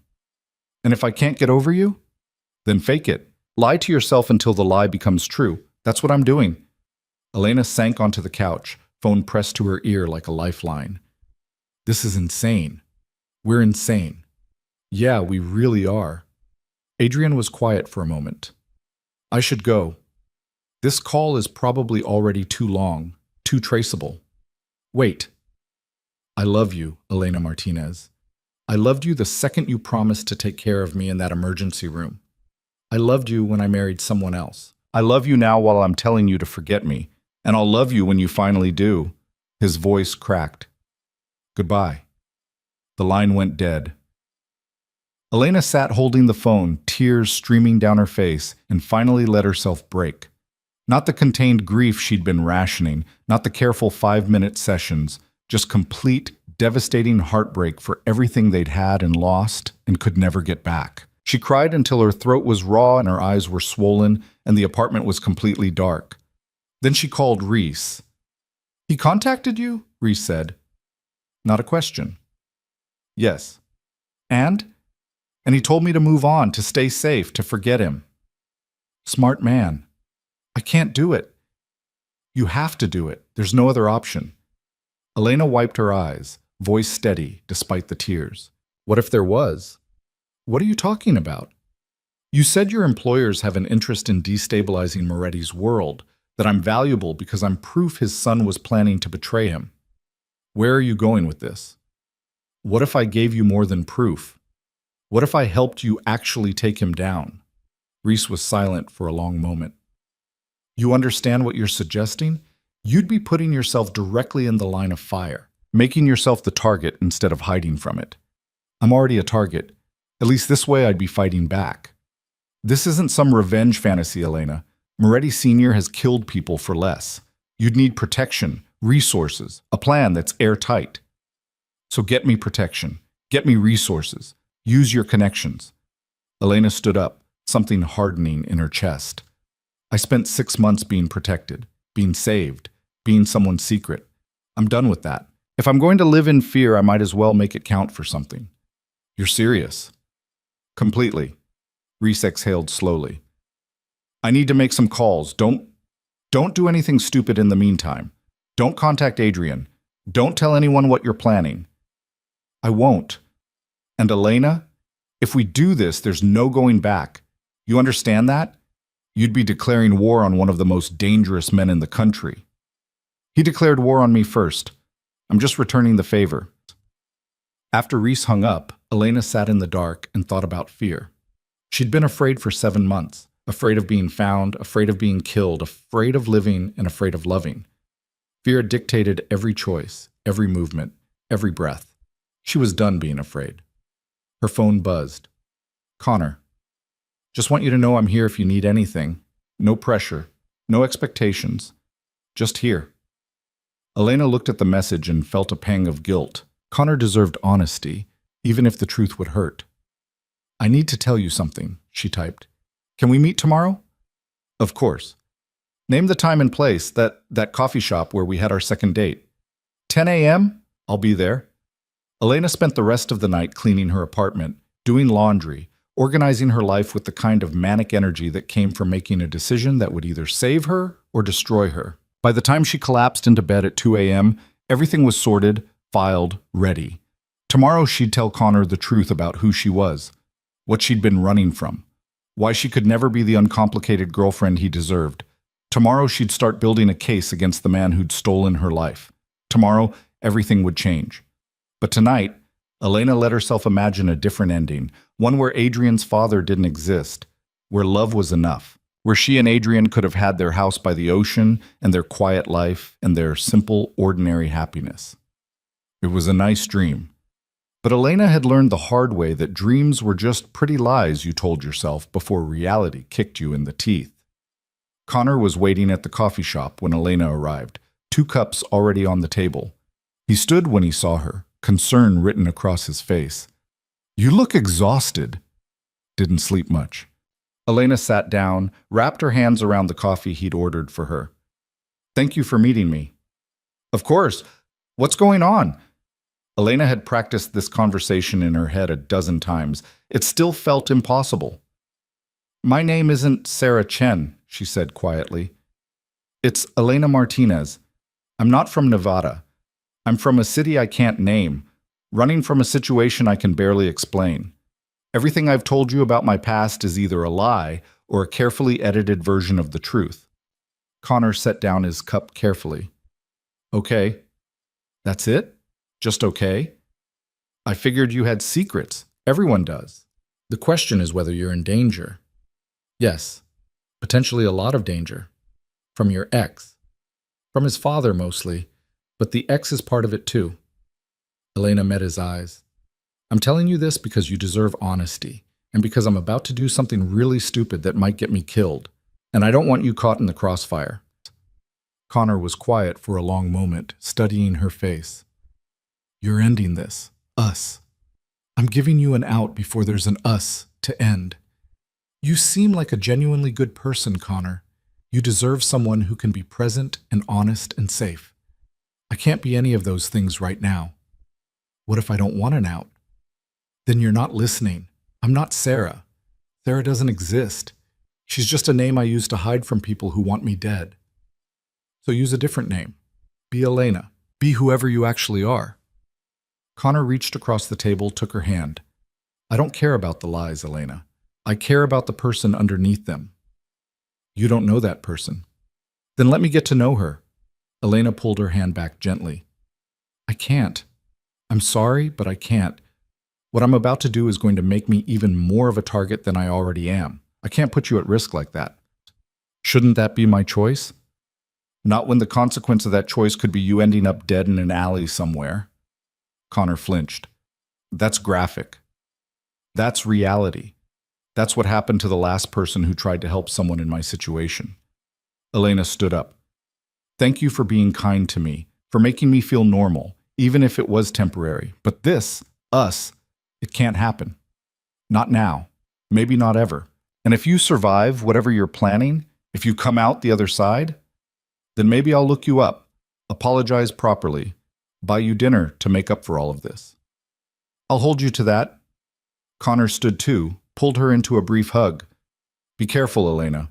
Whatever you're doing, be smart about it. I'll try. She left the coffee shop and drove to the hospital for what might be her last shift. Doctor. Morrison caught her in the hallway, gave her the same concerned look everyone seemed to be giving her lately. You putting in your notice? Elena stopped. What makes you say that? You've got that look, the I'm about to do something drastic look. Seen it before with nurses who are burning out or moving on. He crossed his arms. So which is it? I might need to take a leave of absence. Personal issues. How long? I don't know. Could be weeks. Could be permanent. Doctor. Morrison nodded slowly. You're a good nurse, Sarah. Or Elena. Or whoever you actually are. Don't let whatever you're running from make you forget that. You knew? I've been working emergency rooms for 30 years. I can spot a fake ID from across the room. But you did good work. You cared about your patients, and you didn't cause problems. That was enough for me. He pulled out a business card, wrote something on the back. You ever need a reference, you call that number. I'll vouch for you, no questions asked. Elena took the card, throat tight. Thank you. Don't thank me. Just stay alive. Her shift was routine, the kind of mundane emergencies that made up most of healthcare. A kid with a broken arm from skateboarding, an elderly man with chest pain that turned out to be heartburn, a woman in early labor who wasn't quite ready to deliver. Normal. Safe. The kind of day Elena used to take for granted. Now it felt like a gift.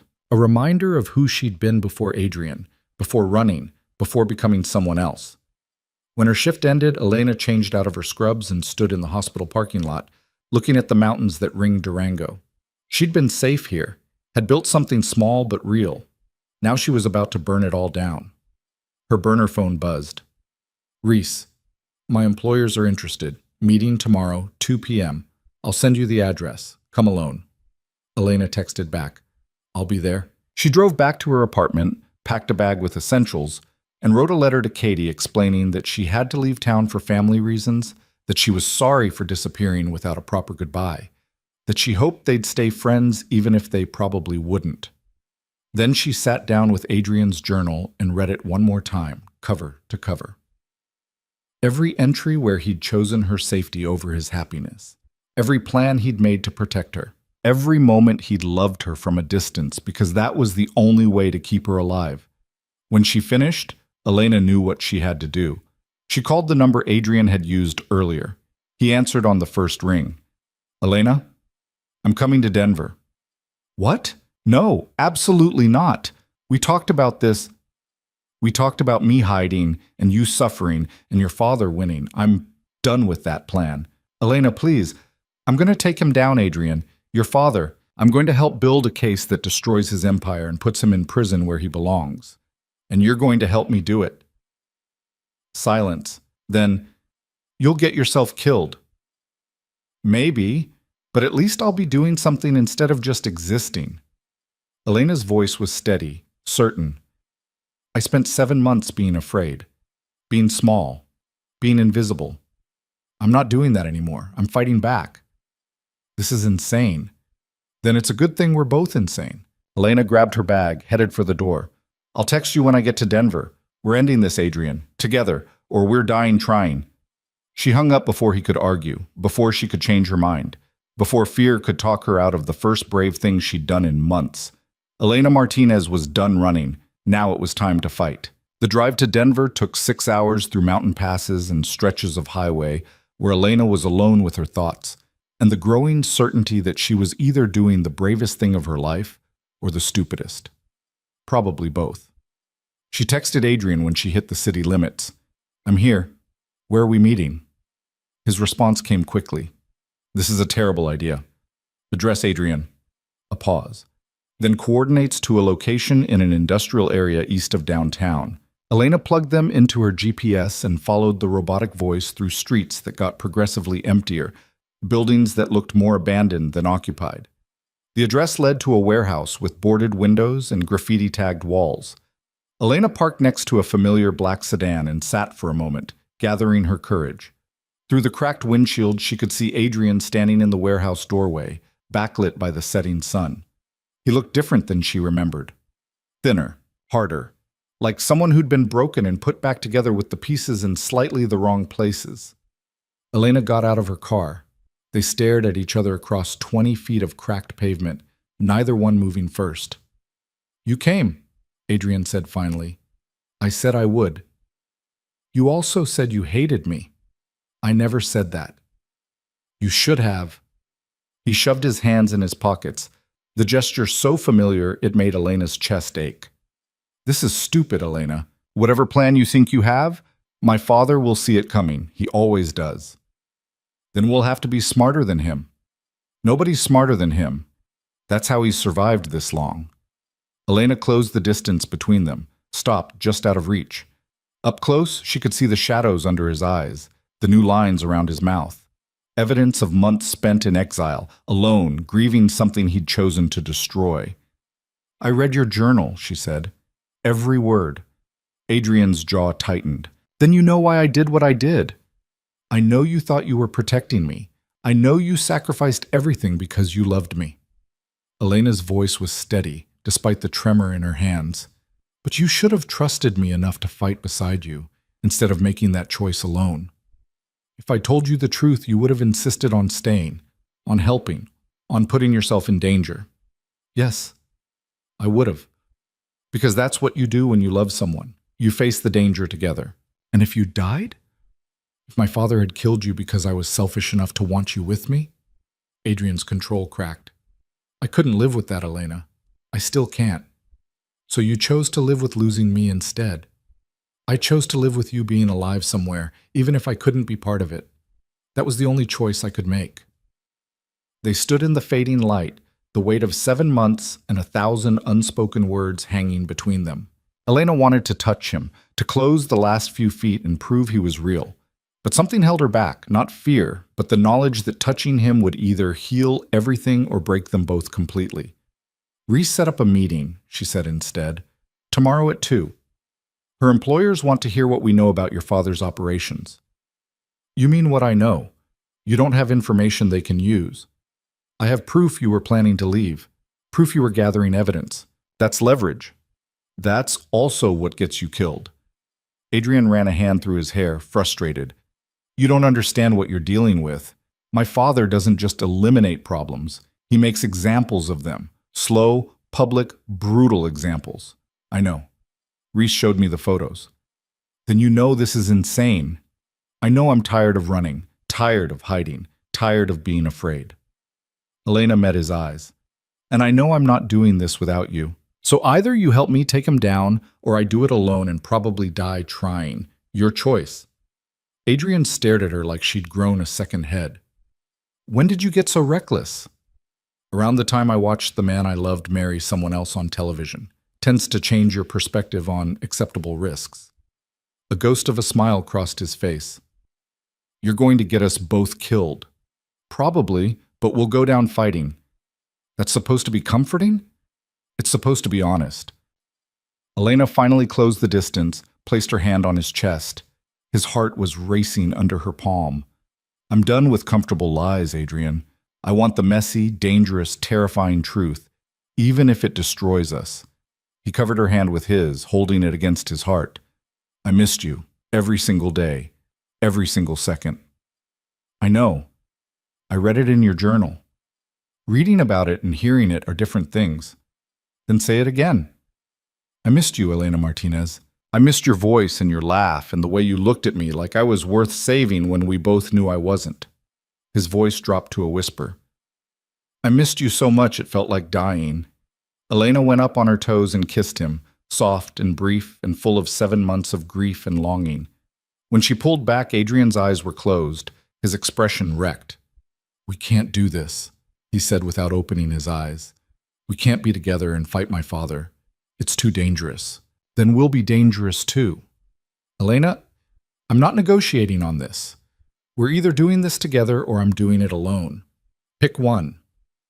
Adrian opened his eyes, and Elena saw the moment he gave in, saw him choose her despite every logical reason not to. Together, he said quietly, but you follow my lead. You trust me when I say something's too risky. You don't take stupid chances. I'm standing in an abandoned warehouse with a crime boss's son planning to commit treason against his father. I think that ship has sailed. Fair point. Adrian stepped back, putting professional distance between them. Where's the meeting tomorrow? Reese is sending details, some office building downtown. We'll need leverage, real evidence, not just your testimony. My father has judges and prosecutors on his payroll. Witness statements alone won't be enough. What about the evidence you were gathering before? The insurance documents you mentioned? Adrian's expression darkened. I hid them. Safety deposit boxes in 3 different cities, none of them in my name. But accessing them now would trigger alerts. My father has people watching for exactly that kind of move. So we get them without triggering alerts. That's not how safety deposit boxes work, Elena. Then we find another way. You spent months building a case against him. There has to be something we can use. They spent the next 3 hours in the warehouse going through options. Adrian had digital backups of financial records stored on encrypted servers, wire transfer receipts proving money laundering, names of shell corporations used to hide assets, audio recordings of his father ordering hits, discussing bribes, casually describing violence like other people discuss the weather. This is enough, Elena said, looking at the list they'd compiled. This could actually work. This is barely scratching the surface of what he's done. But yes, it's enough to start an investigation, maybe even enough for indictments if we find the right prosecutor. Adrian closed his laptop. The hard part is staying alive long enough to deliver it. That's where Reese's people come in. And you trust them? I trust that their interests align with ours. That's good enough for now. Adrian looked at her for a long moment. You've changed. You're harder than you were. You spent 7 months in hiding, learning to survive. So did I. We both changed. Elena stood, stretched muscles stiff from sitting. Where are you staying? Hotel near the airport. Cheap, anonymous, the kind of place that doesn't ask questions. I'm staying there too. Same logic. Different hotels, I hope. Can't risk being seen together until we know it's safe. Right, of course. Elena grabbed her jacket, suddenly exhausted. The adrenaline that had carried her through the drive was wearing off, leaving behind bone-deep fatigue. I should go. Get some sleep before tomorrow. Elena, wait.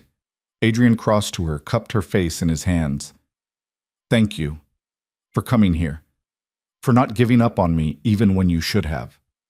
I tried to give up on you. Tried to move on, date someone else, build a normal life. Didn't work. Why not? Because nobody else was you. She leaned into his touch, letting herself have this moment. And I'd rather have 10 minutes of dangerous truth with you than a lifetime of safe lies with someone else. He kissed her then, and it wasn't gentle. It was desperate and hungry and full of 7 months of separation. Elena kissed him back just as fiercely, pouring every unsaid word into the connection between them. When they finally broke apart, both breathing hard, Adrian rested his forehead against hers. If we survive this, he said, I'm taking you to that house by the ocean, the one I promised you. If we survive this, I'll hold you to it. They separated reluctantly. Elena drove to her hotel alone, checked in under Sarah Chen's name one last time, and lay in bed staring at the ceiling. Tomorrow, she'd walk into a meeting that could either save her or destroy her. Tomorrow, she'd become a witness against one of the most dangerous men in the country. Tomorrow, everything would change. But tonight, she let herself believe in the possibility of winning, of surviving, of finally getting the future Adrian had promised all those months ago. The meeting was in a glass office building downtown, all modern architecture and corporate anonymity. Reese met Elena and Adrian in the lobby, her expression neutral but her eyes sharp. "They're on the 15th floor, conference room B." She looked at Adrian. "You're taking a risk showing up here." "Everything about this is a risk," Adrian replied. "Might as well go all in." They took the elevator in silence. When the doors opened, a woman in a sharp suit was waiting. Mid-40s, blonde hair pulled back severely, the kind of face that gave nothing away. "Ms. Martinez, Mr. Moretti, I'm Agent Sarah Vance, FBI." She extended her hand. "Thank you for coming." Elena shook it, trying not to show her surprise. "FBI? Reese didn't mention that part." "Reese doesn't mention a lot of things. That's why we work well together." Vance led them down a hallway to a conference room where 2 other agents waited. "Please sit. We have a lot to discuss." The next 2 hours were brutal. Vance and her team questioned everything: Elena's timeline, Adrian's evidence, their motivations, their reliability as witnesses. They picked apart details, challenged inconsistencies, made it clear they weren't interested in vengeance or feelings, only prosecutable crimes. "Your father is careful," Vance said to Adrian. "Layers of deniability, legitimate businesses fronting for illegal operations, lawyers who know every loophole. We've been building a case against him for 3 years. What you're offering accelerates our timeline, but it doesn't guarantee success." "What do you need to guarantee success?" Adrian asked.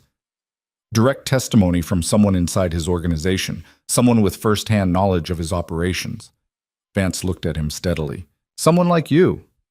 "I'm exiled. I don't have access anymore."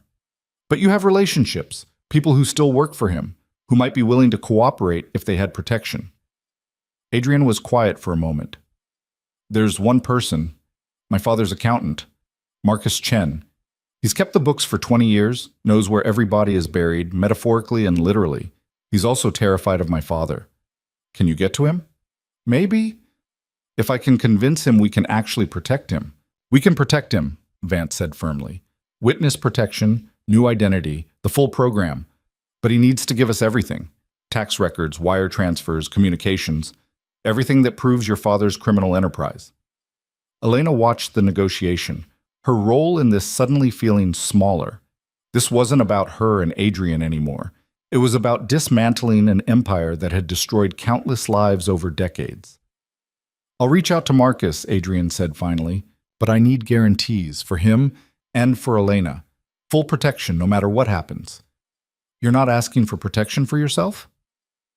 "I'm asking for it for the people I care about. What happens to me is irrelevant." Vance studied him. "You understand that testifying against your father will make you a target for the rest of your life. Even with protection, even with him in prison, his associates will want revenge." "I understand." "And you're willing to live with that?" "I'm willing to live with a lot of things if it means Elena gets to actually live instead of just hiding." Vance's expression softened slightly. "All right. Make contact with Chen. Set up a meeting. We'll handle the rest." She slid a card across the table. "That's my direct line. You run into trouble, you call immediately. Don't try to be a hero." After the meeting, Elena and Adrian stood on the sidewalk outside the building, letting the reality of what they'd just agreed to sink in. "This is really happening," Elena said. "Yeah, it really is." "Are you scared?" "Terrified. You?" "Same." Elena took his hand, lacing their fingers together. "But also relieved, like we're finally doing something instead of just surviving." Adrian squeezed her hand. "I need to call Marcus, see if he'll even take my call." "And if he won't?" "Then we find another way. We always find another way." Marcus Chen agreed to meet them that night at a diner on the outskirts of Denver. Adrian had described him as cautious and methodical, but the man who slid into their booth looked actively terrified. Late 50s, gray hair, hands that trembled as he gripped his coffee cup. You shouldn't have called me, Marcus said without preamble. Your father has people watching. If he finds out, he won't find out, Adrian interrupted. Not if you're careful. I'm always careful. That's why I'm still alive. Marcus glanced at Elena. Who's she? Someone who has as much to lose as you do. Someone who wants my father stopped. We all want him stopped. Wanting and doing are different things. What if I told you we have federal protection? Witness protection? New identity? A way out for good? Marcus laughed bitterly. Your father has reach everywhere. Prison guards on his payroll, judges, prosecutors. You think witness protection would keep me safe? I think it's safer than staying and waiting for him to decide you know too much. That landed. Marcus's expression shifted from terrified to calculating. What would you need from me? Everything. Financial records, communications, proof of illegal activity. Everything you've kept hidden all these years. That's suicide. That's insurance. You help us put him away, and you get to disappear. You stay silent, and eventually he decides you're a liability. Adrian leaned forward. You know I'm right. You've seen what he does to liabilities.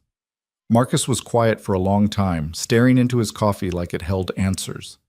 Finally, I have copies. Digital files, encrypted, backed up in multiple locations. 20 years of every illegal transaction, every bribe, every order he gave me to hide money or cook books. Why keep copies? Same reason you're sitting here asking for them. Insurance. Leverage. Proof that if something happened to me, the truth would come out. Marcus met Adrian's eyes. Your father isn't the only one who plans for contingencies. Will you share those files with the FBI? If they can guarantee my safety, and I mean actually guarantee it, not just promises. Elena spoke for the first time. Agent Vance seems competent and motivated. She's been building this case for years. Marcus studied her. You trust her? I trust that she wants your father in prison as badly as we do. That's good enough. Maybe for you. You're young. You don't understand how deep his corruption goes.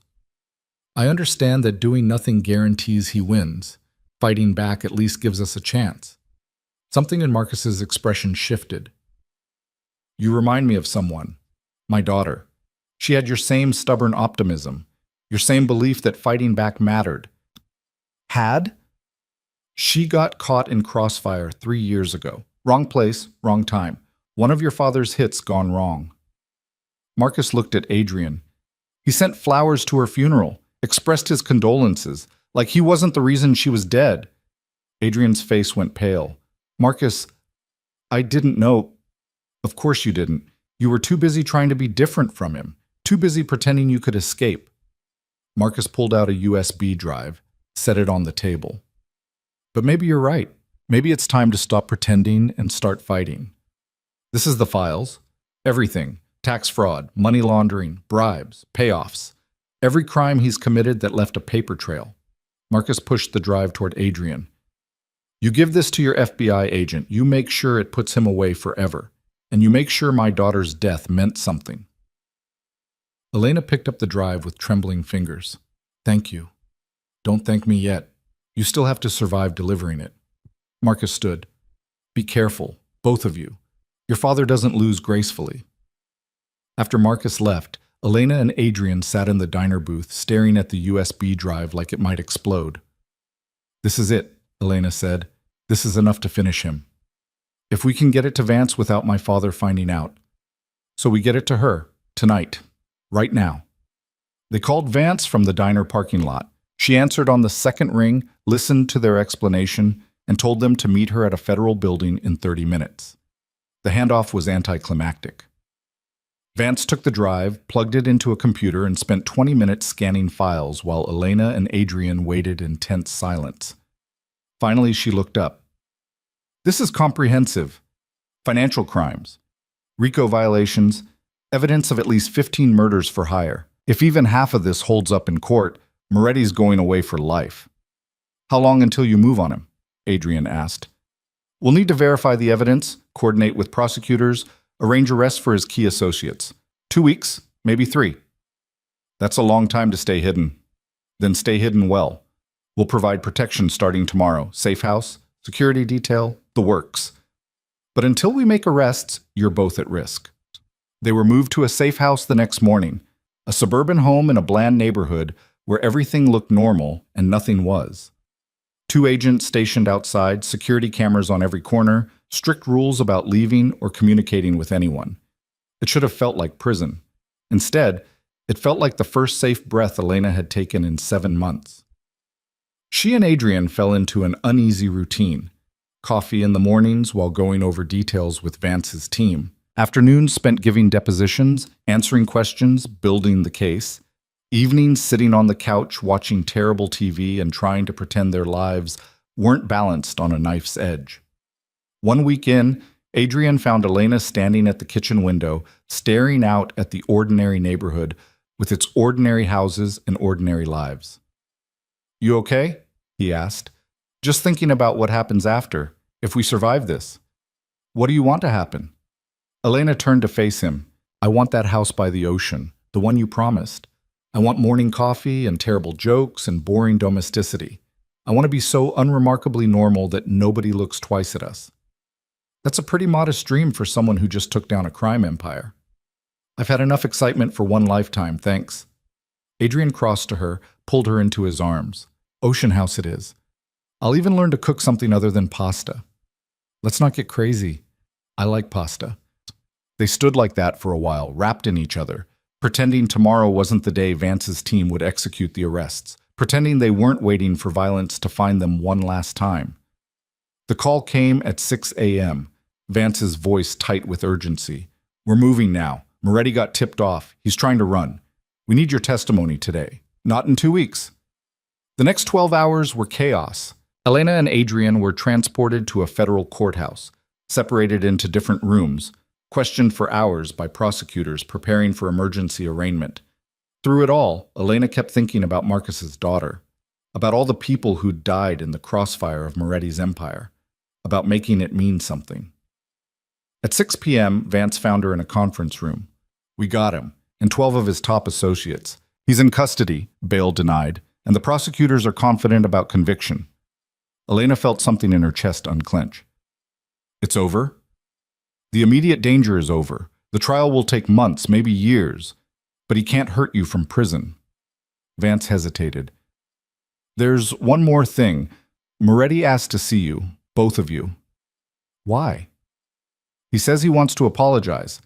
Personally, I think he wants to intimidate you one last time. But it's your choice." Elena found Adrian in another conference room. He looked exhausted, wrung out, but also lighter. Like a weight he'd carried his whole life had finally been lifted. "Your father wants to see us," she said. "I heard. You want to go?" "Do you?" Adrian considered. "Yeah, I think I do. I think I need to see him in chains to believe it's real." They were escorted to a holding area where Carlo Moretti sat in an orange jumpsuit, wrists cuffed to the table. He looked smaller than Elena had imagined. Older. Just a man, not the monster she'd built in her head. When he saw Adrian, something flickered across his face.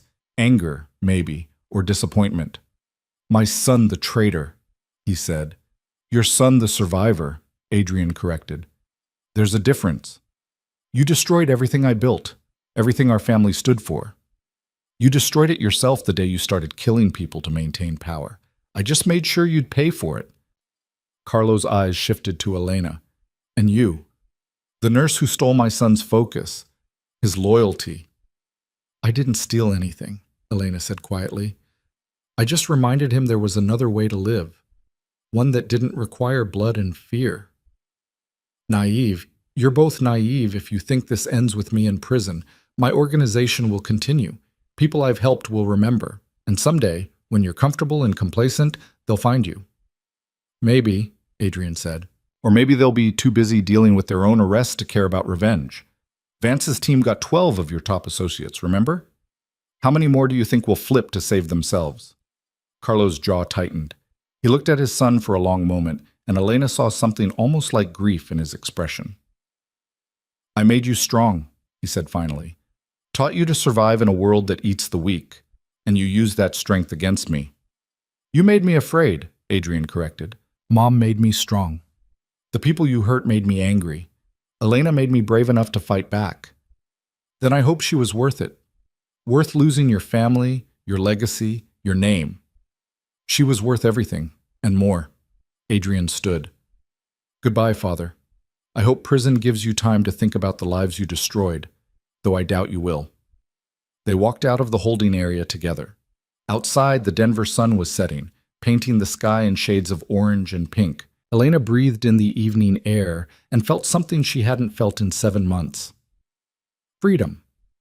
3 months later, Elena stood on the porch of a small house perched on a cliff overlooking the Pacific Ocean.